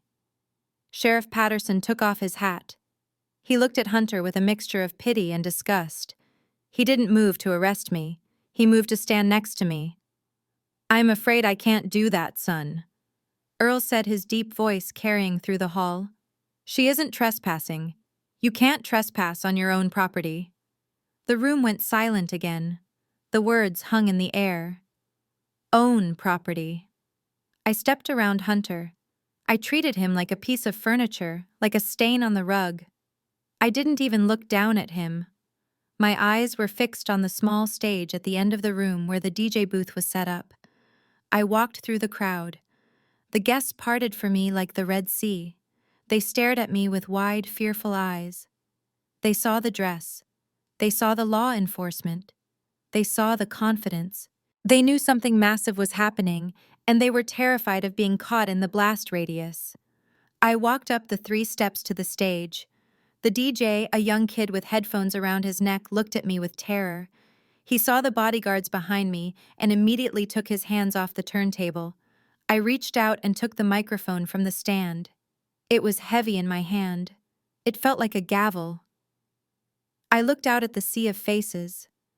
I saw my mother clutching her pearls near the buffet. I saw my father looking for a back exit. I saw Chantel standing over Hunter, tears streaming down her face, ruining her makeup. I saw Hunter's boss crossing his arms, waiting for an explanation. I tapped the microphone. Thump, thump. The sound echoed through the speakers, booming through the house that Julian built. I brought the microphone to my lips. "Good evening, everyone," I said. My voice was steady, amplified, filling every corner of the room. "I apologize for the interruption, but the party is over." I looked directly at the DJ. "Cut the music," I commanded. The DJ scrambled to press a button. The ambient house music died instantly. The silence that rushed in was absolute. It was the silence of a held breath, the silence of Judgment Day. I looked back at the crowd. I smoothed the skirt of my red dress. "You can turn the music off," I said softly into the mic. "Because the real show is just about to begin." I gestured to Darius. He opened his briefcase and pulled out the stack of documents. He walked toward the projector that had been set up to show a slideshow of Hunter and Chantel's fake life. "I am going to tell you a story," I said. "It is a story about a $1 lease, a stolen dress, and a funeral that was too minor to attend." I paused, letting the words sink in. "Get comfortable. You are not going to want to miss this."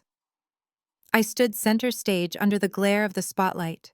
The microphone in my hand felt cool and solid, a weapon of mass destruction disguised as a tool for amplification. Below me, Hunter was still groaning on the floor, nursing his bruised ego and his twisted wrist, while Chantel stood frozen, her face a mask of smudged mascara and dawning horror. The silence in the room was heavy, thick with the kind of tension that usually precedes an explosion. Darius, my faithful legal counsel, moved with the precision of a surgeon. He connected his laptop to the AV system that Hunter had so arrogantly set up to showcase his fake success. A moment later, the giant screen behind me flickered to life. The white light washed over the crowd, blinding them for a second, before the first image came into focus. I did not scream. I did not shout. I spoke with the calm, terrifying cadence of a CEO conducting a hostile takeover. "Exhibit A," I said, gesturing to the screen behind me. The image was crisp and high definition. It was a scan of a legal document. At the top, in bold, undeniable letters, it read, "Warranty Deed." For the last 3 years, I continued pacing slowly across the stage, my red dress trailing behind me like a river of blood. You have all been told a fairy tale. You have been told that Hunter Wilson is a tech genius. You have been told that this mansion, these grounds, and this lifestyle were the fruits of his labor. You have been told that he bought this estate with his own money. I paused, looking directly at Hunter's boss, Mr. Sterling, who was standing near the front row, his brow furrowed in confusion. "But fairy tales are for children." And looking around this room, I see only adults. Adults who deserve the truth. I pointed to the highlighted section on the screen. "The owner of this property is not Hunter Wilson. It is not Chantel Wilson. The owner of record is JD Holdings, LLC. And if you look at the bottom of the document, you will see the names of the managing partners." I let the silence stretch, forcing them to read the names. Julian Brooks and Dominique Brooks. A ripple of whispers broke out across the room. I saw my mother clutching her chest, her face draining of color. She knew this, of course, but seeing it projected on a 20-foot screen in front of Atlanta's elite was a different kind of reality. My husband Julian, the man whose funeral you all refused to attend today, bought this house. He bought it with cash. He bought it because he loved me and because he took pity on a family that was drowning in debt and delusion. He was the silent architect of the life you see before you. He was the one who paid for the roof over your heads while you mocked him for driving a used car. Darius clicked the remote. The image on the screen changed. Exhibit B, I announced. This document was less dignified. It was a standard residential lease agreement. But the terms were what caught everyone's eye. I walked to the edge of the stage, looking down at Hunter, who was now sitting up staring at the screen with the look of a trapped animal. Hunter told you he was the king of this castle, I said, my voice dripping with disdain. But in reality, he is a tenant. And not just any tenant. He is a charity case. I read the terms aloud, my voice echoing through the silent hall. Monthly rent, $1. The crowd gasped. I saw Tiffany and Bianca cover their mouths. I saw the men in tuxedos exchanging looks of disbelief. $1, I repeated. My husband charged him $1 a month, a symbolic gesture to help a struggling brother-in-law get back on his feet. Julian subsidized your ego, Hunter. He paid the property taxes. He paid the insurance. He paid for the landscaping that you are so proud of. He let you play house in a multi-million-dollar estate because he was a kind, generous man. And how did you repay him? I signaled to Darius. This brings us to Exhibit C, I said. And for this one, I suggest you listen closely. The screen went dark for a second, and then a video file began to play. It was grainy black and white footage clearly taken from a security camera. I recognized the angle immediately. It was the living room of this very house taken 2 weeks ago. On the screen, Hunter was sitting on the couch holding a beer. Chantel was pacing back and forth. The audio was crystal clear. I am telling you, babe, the boss is eating it up. Hunter's voice boomed through the speakers. He thinks I am loaded. When he sees this house on Saturday, he is going to promote me to VP for sure. He has no idea I am broke. But what about Julian? Chantel's voice on the recording was shrill. What if he wants to come over? Screw Julian, Hunter laughed, taking a swig of beer. That loser. He is too soft to do anything. As long as I pay him his $1, he can't say anything. I own him. He is just my little bank account. I just wish he would die already, Chantel said, checking her reflection in the mirror. Then we could really take over. Dom is too stupid to manage the money. We could take it all. The video cut to black. The silence in the room was absolute. It was the kind of silence that feels physical, like all the oxygen had been sucked out of the space. I stood there letting the words hang in the air. I just wish he would die already. I looked at Chantel. She was shaking her head frantically, mouthing the word no over and over again, but no sound was coming out. Then I heard a sound that broke the spell. Crash.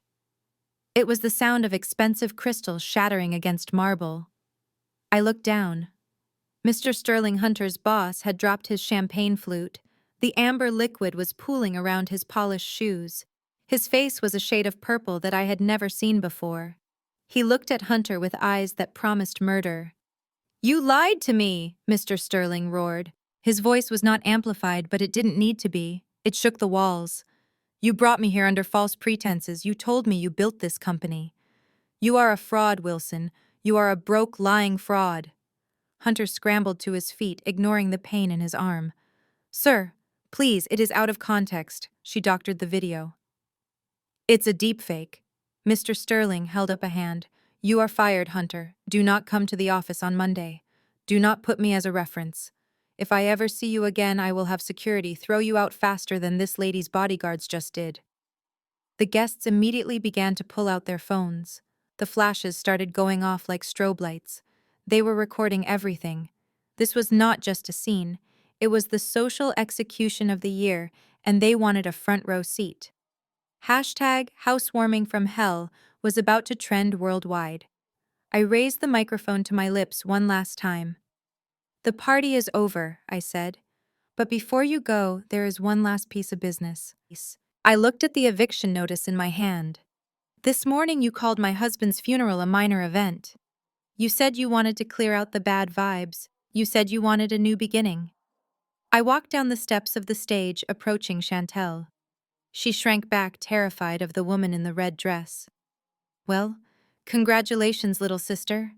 I whispered loud enough for the microphone to catch. You got your wish. The bad vibes are leaving. Because the bad vibes are you. I turned to the sheriff. Sheriff Patterson, I said, these individuals are in breach of their lease. They have threatened the landlord. They have desecrated the property. And they are currently trespassing. I looked at Hunter and Chantel. This is not a housewarming party, I declared, my voice ringing with finality. This is a goodbye party. You have 30 minutes to pack your bags. If you are not off my property by 9 o'clock, the sheriff will escort you out in handcuffs. I turned to the stunned crowd. And as for the rest of you, get out of my house. Now! I dropped the microphone. It hit the floor with a deafening thud that echoed the final heartbeat of their fake lives. I turned my back on them and looked up at the screen where the name J.D. Holdings still glowed in bright white light. Justice had been served. And it tasted like champagne. The sound of the microphone hitting the floor was the final note of my performance, but the applause came in the form of a collective gasp that sucked the oxygen right out of the room. The silence that followed was heavy and suffocating like the air before a tornado touches down. I stood on the edge of the stage looking down at the wreckage I had caused. The projection screen behind me was still glowing with the evidence of their fraud, casting long distorted shadows across the marble floor. Hunter was the first to move. He scrambled up from the floor, clutching his bruised wrist, his face a mask of panicked sweat. He looked at the guests who were now holding their phones up, recording his humiliation for the world to see.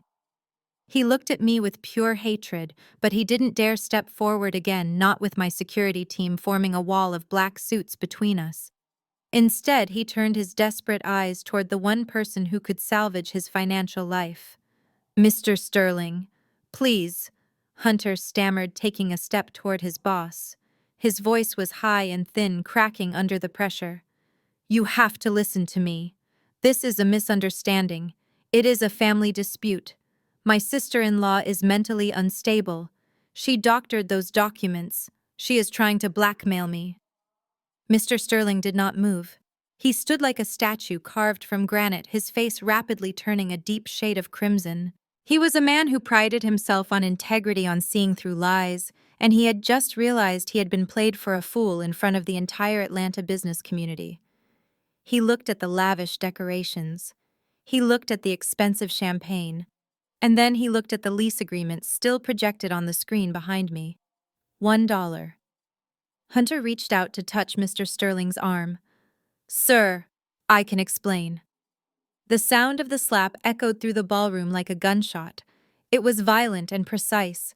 Mr. Sterling's hand connected with Hunter's cheek with enough force to snap his head to the side. Hunter stumbled back, clutching his face, his eyes wide with shock. The crowd let out a collective shriek, but nobody moved to help him. "Do not touch me!" Mr. Sterling roared. His voice was not the polite voice of a boardroom executive anymore. It was the voice of a man who had been insulted to his core. "You brought me into this house. You introduced me to your wife. You looked me in the eye and told me you built a portfolio of assets. You told me you were a solvent partner." "Sir, I am," Hunter whimpered. "You are a fraud." Mr. Sterling spat the words out. "You are a liar and a thief. You tried to use my company's reputation to leverage a loan for a lifestyle you are renting for $1. Do you have any idea how illegal that is? Do you have any idea how finished you are? Please, sir, give me a chance to fix this." "You are fired," Mr. Sterling declared, his voice ringing with finality. "You are terminated effective immediately, and do not bother clearing out your desk. Security has already been notified to shred your keycard. If you show your face at my building again, I will have you arrested for corporate espionage. You are done in this town, Wilson. Nobody will hire you to sweep floors when I am done with you." Hunter stood there swaying slightly as his entire future evaporated in seconds. The six-figure salary, the potential partnership, the access to the elite circles. It was all gone. He was stripped naked in front of the very people he had tried so desperately to impress. Before Hunter could even process the magnitude of his unemployment, Sheriff Earl Patterson stepped forward. He moved with the slow, deliberate weight of the law. He adjusted his belt and placed a hand on his holster, not to draw his weapon, but to remind everyone of his authority. He walked past Mr. Sterling and stood directly in front of the trembling couple. He pulled a folded piece of paper from his pocket. It was the emergency eviction order signed by a judge less than 3 hours ago. Hunter Wilson and Chantel Brooks, the sheriff, announced, his deep voice carrying to the back of the room. By the authority of the Fulton County Sheriff's Office, I am serving you with an immediate order of vacate. Chantel finally found her voice. She pushed past Hunter, her face streaked with mascara and tears. You can't do this, she screamed at the sheriff. This is my house. My things are here, my friends are here. You can't just kick us out in the middle of a party. We have rights. We have tenant rights. Earl looked at her calmly.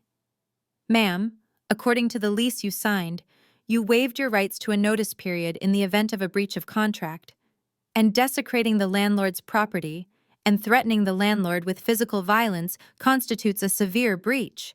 He pointed to the door. You are currently trespassing on private property.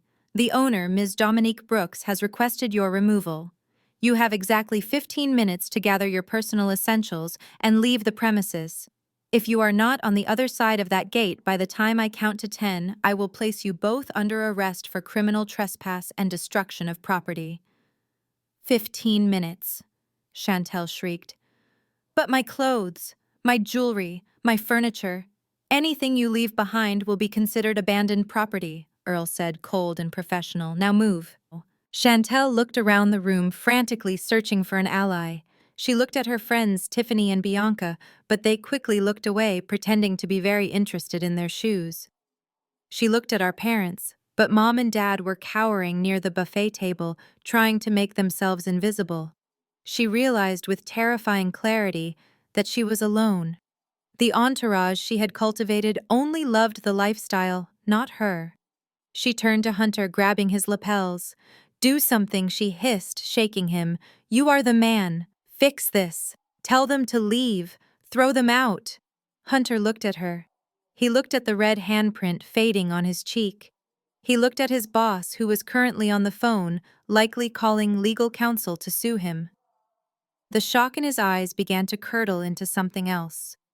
Rage. Pure, misdirected toxicity. He needed a villain. He needed someone to blame for the fact that he was a failure. And I wasn't close enough to strangle, so he turned on the person closest to him. Fix it! Hunter laughed, a bitter, broken sound. You want me to fix it. You are the reason we are in this mess, Chantel. Chantel recoiled as if he had slapped her too. Excuse me? It was your idea, Hunter shouted, shoving her hands off his jacket. You were the one who wanted the mansion. You were the one who said Julian was a pushover. You were the one who demanded the G-Wagon and the catered parties and the trips to Cabo. I told you we couldn't afford it. I told you we should save money. But no, Princess Chantel had to have the best. He turned to the crowd, gesturing wildly at his wife. She made me do it, he yelled, his voice cracking. I didn't want to sign that lease. She forced me. She said if I didn't get her this house, she would leave me. I only took the money from the company accounts to pay for her shopping addiction. She is a leech. She drained me dry. Chantel's mouth dropped open. The betrayal was absolute. The perfect couple, the love story they plastered all over social media, was dissolving into acid right before our eyes. You liar! She screamed, lunging at him. You told me you were a genius. You told me you were going to be a millionaire. You used me. You used my family connections. You are a broke loser, Hunter. You are nothing without me. I am nothing, Hunter roared, getting in her face. I lost my job because of you. I am going to jail because of you. I wish I had never met you. They were screaming over each other now, spitting venom. Their faces twisted into ugly masks of hatred. They were tearing each other apart, accusing each other of every sin they had committed together. It was grotesque. It was pathetic. And it was exactly what they deserved. Sheriff Earl watched them for a moment, shaking his head in disgust. Then he unclipped the handcuffs from his belt. The metallic click cut through their shouting match. All right, that is enough, Earl said. Since you two can't seem to leave quietly, I am going to help you along. He grabbed Hunter by the shoulder and spun him around. Hey, get off me! Hunter shouted, struggling. You are under arrest for disorderly conduct and resisting a lawful order, Earl said, snapping the cuffs onto Hunter's wrists. He looked at Chantel, who was backing away trembling. You too, Miss Brooks. Or should I say Mrs. Wilson. Let's go. One of the deputies stepped forward and took Chantel's arm. She started wailing, a high-pitched sound of pure despair as the cold steel locked around her wrists. I stood on the stage watching them being dragged toward the door. They were kicking and screaming, blaming everyone but themselves. My mother let out a sob and tried to run toward them, but my father held her back, knowing that any interference now would only drag them down into the mud too. As they passed me, Chantel looked up. Her eyes were black with mascara, tears running down her face like war paint gone wrong. Dom, please, she sobbed. Dom, help me. He is hurting me. Dom, we are sisters. I looked down at her. I looked at the woman who had banned me from wearing black to my husband's funeral. I looked at the woman who had stolen a dress meant for a celebration of love. I brought the microphone to my lips one last time. We were sisters, Chantel. I said, my voice echoing through the silent ballroom. Now you are just a tenant who didn't pay the rent. I signaled the security team. Take the trash out. The doors swung open and the rain and the darkness swallowed them whole. The party was officially over. The ballroom was in chaos, but for me the world had narrowed down to a single point of focus.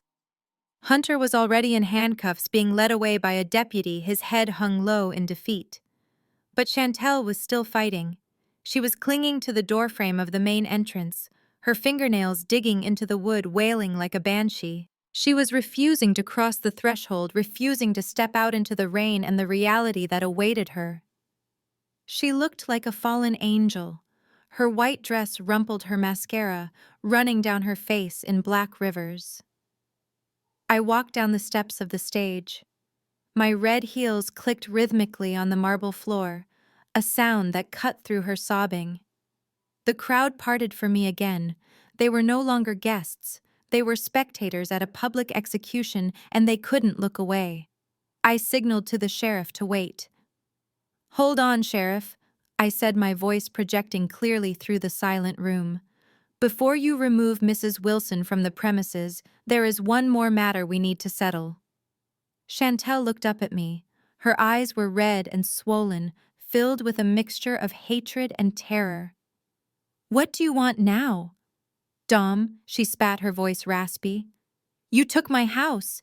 You took my husband. You ruined my life. What else could you possibly take? I stopped 3 feet away from her. I looked her up and down slowly, letting my gaze linger on the white silk gown she was wearing. The gown with the pearl calla lilies, the gown Julian had designed for me, the gown she had stolen from a dead man's memory. That dress, I said, pointing a manicured finger at her chest.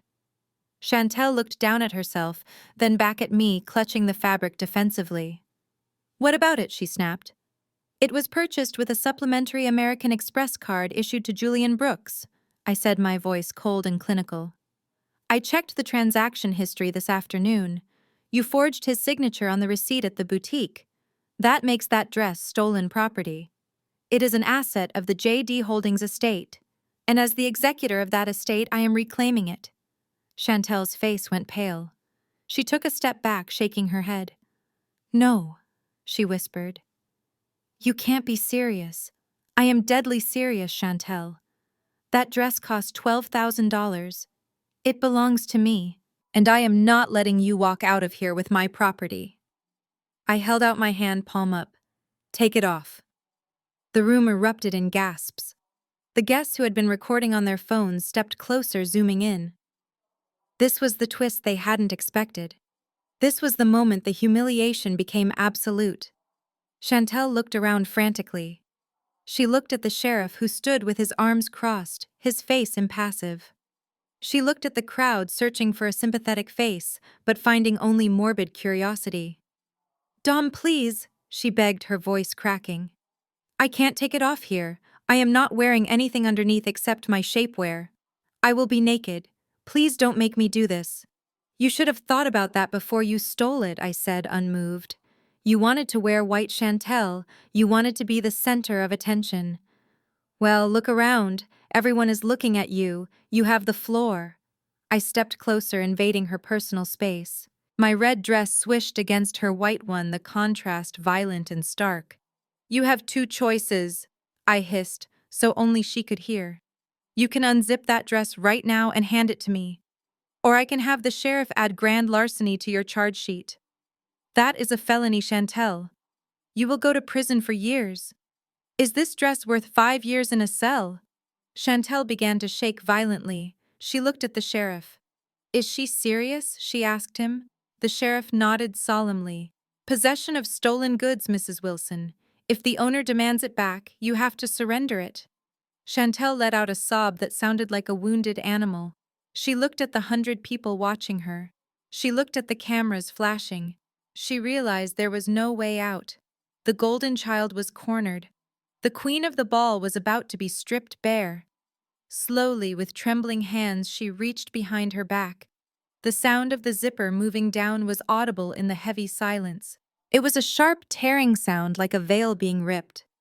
She shrugged her shoulders, and the heavy silk bodice fell away. She shimmied her hips, and the dress pooled around her feet like a puddle of melted snow. She stood there shivering in the air-conditioned room. She was wearing nothing but a beige body shaper and a strapless bra. She looked small. She looked fragile. All the pomp and circumstance, all the arrogance and posturing lay on the floor in a pile of white fabric. The crowd didn't look away. Someone in the back snickered. Then someone else laughed. It started as a ripple and turned into a wave. They were laughing at her. The elite of Atlanta, the people she had tried so hard to impress, were laughing at the woman in the Spanx who had tried to play queen in a borrowed castle. I reached down and picked up the dress. I draped it over my arm. I didn't look at her body. I looked at her eyes. Get out, I said. Chantel let out a scream of pure humiliation. She covered her face with her hands and turned around. She ran. She ran out the open door, past the sheriff, past the security guards, and out into the dark, rainy night. She ran in her underwear, her bare feet slapping against the wet pavement, leaving behind everything she had ever valued. The laughter of the crowd followed her out, fading only when the heavy door slammed shut behind her. I stood there holding the dress, feeling the weight of it. It didn't feel like a victory. It felt like justice. Heavy, cold, necessary justice. I turned back to the room. The guests were silent now, the laughter dying down as they realized the severity of what they had just witnessed. They looked at me with fear. They knew I was not a woman to be crossed. Then I saw movement in the corner of my eye. My mother Patricia was pushing her way through the crowd. She looked disheveled. Her hair was coming undone, and her face was pale and blotchy. She wasn't looking at the door where her favorite daughter had just fled. She was looking at me. She rushed forward, stumbling in her heels. She didn't stop until she was right in front of me. And then she did something I never thought I would see in my lifetime. She fell to her knees. She collapsed onto the marble floor, clutching the hem of my red dress. She looked up at me, tears streaming down her face, ruining her expensive foundation. Dominique, she wailed, her voice echoing in the large hall. Dom, baby, please. I looked down at her. This was the woman who had called my husband a leech. This was the woman who had stolen his funeral money to buy liquor. This was the woman who had told me not to come if I didn't bring a gift. Get up, mother, I said, my voice devoid of warmth. You are making a scene. I don't care about the scene, she sobbed, clinging tighter to my dress. I care about us. We are family, Dom. You can't do this. You can't throw us out. We have nowhere to go. I pulled my dress from her grip, taking a step back. You should have thought about that when you drained the bank account, I said. Dom, we didn't know, she pleaded, clasping her hands together in prayer. Hunter tricked us. Chantel tricked us. They told us Julian was nothing. They told us the money was theirs. We were victims too, baby. You know how your father is. We just wanted to support the family. I laughed. It was a harsh, dry sound. Support the family, I repeated. You supported the family that gave you a show. You spit on the family that gave you sustenance. Julian paid your medical bills, Mom. Julian paid off your mortgage.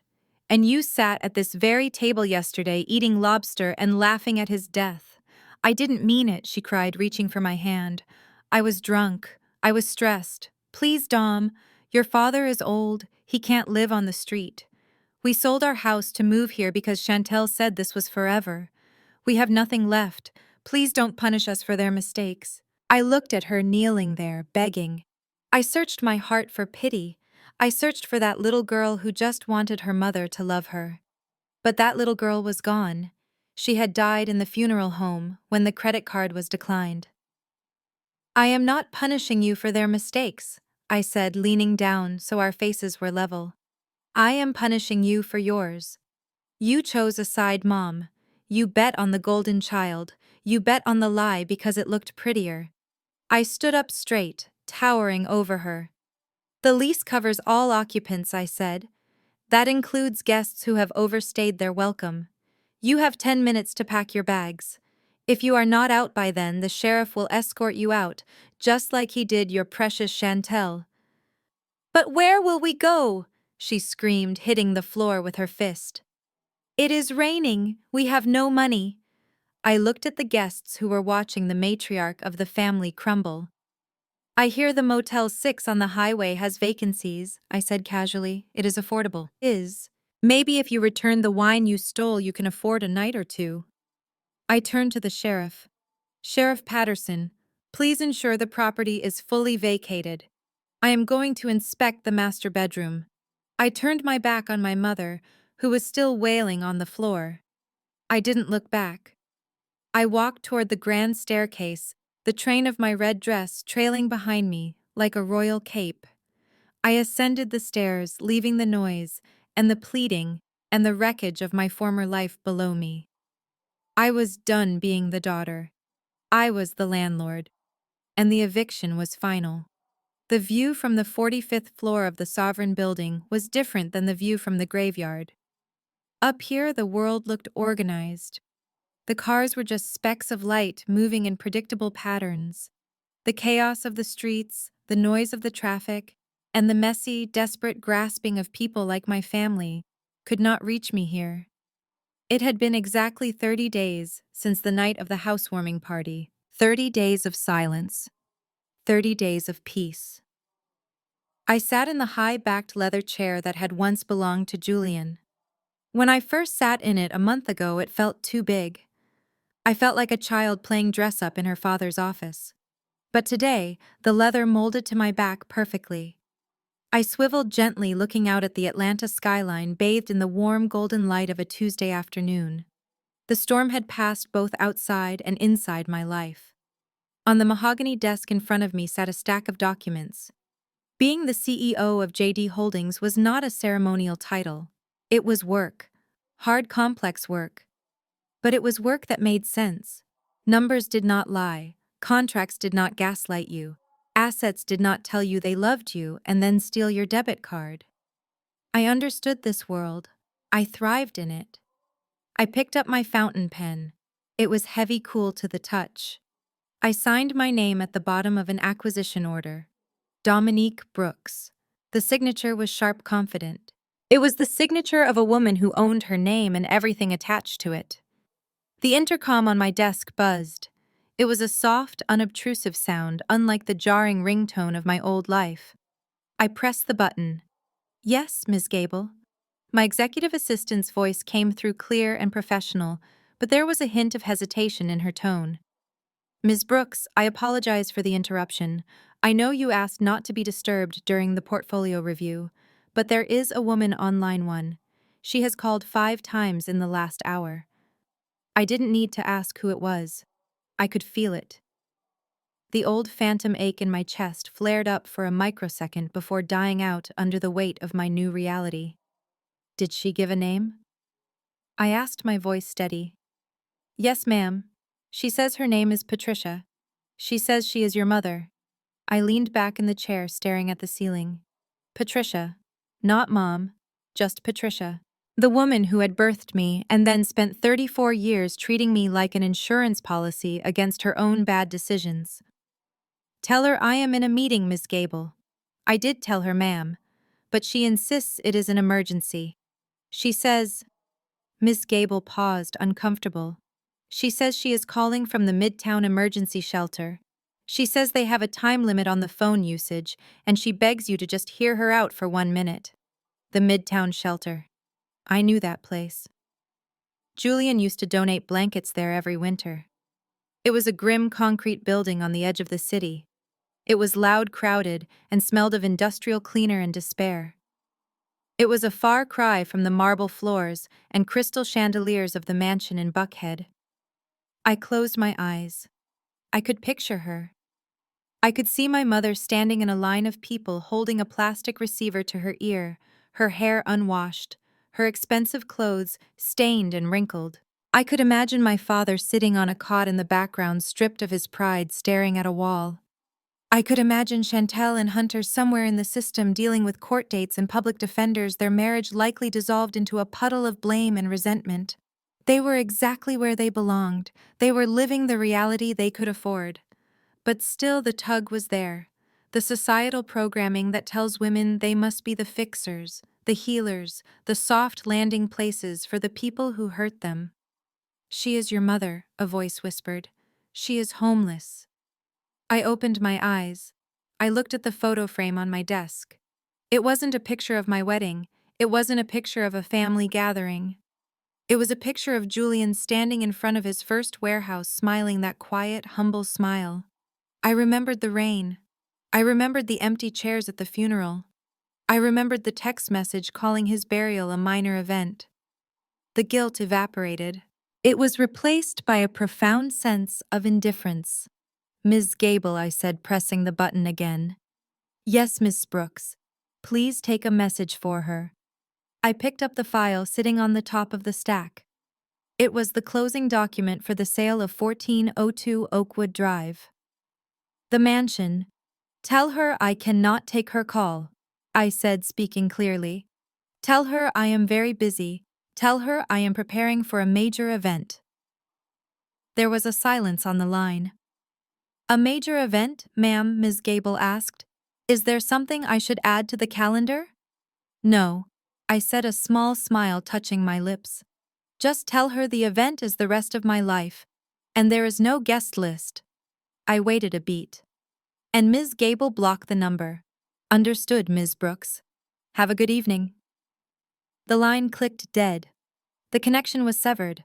This time it wasn't a gate closing, it was a dial tone, and it sounded like a symphony. I looked at the document in front of me, the mansion in Buckhead, the stage for their cruelty, the house that Julian bought to buy me peace. I had listed it the Monday after the eviction. I didn't want it. I didn't want the memories. I didn't want the bad vibes. It sold in 3 days for $4.2 million. I looked at the check attached to the file. $4,200,000. I could have bought a yacht. I could have bought a vineyard in Italy. I could have bought anything I wanted. But I knew exactly where this money was going. I picked up my pen again. I pulled over the transfer form for the Julian Brooks Memorial Foundation. I filled in the amount. All proceeds. I wrote in the memo line, for the education of underprivileged youth. So they never have to depend on anyone who treats them like a burden. I signed the check. With one stroke of a pen, the symbol of my family's vanity was transformed into a legacy of my husband's love. The house that tore us apart would now build futures for kids who actually deserved a chance. I stood up and walked to the floor-to-ceiling window. The sun was setting, painting the sky in shades of violet and orange. It reminded me of the colors of the bruises on my heart, finally healing. I wasn't the girl who waited by the phone for scraps of affection anymore. I wasn't the sister who faded into the background. I wasn't the wife who apologized for taking up space. I was Dominique. I was the CEO. I was the widow who bit back. I reached for the glass of water on my desk. I raised it to the horizon, to the memory of the man who saved me by leaving me the sword. To us, Julian, I whispered. I took a sip. It tasted clean. It tasted like rain washing away the dirt. I turned away from the window.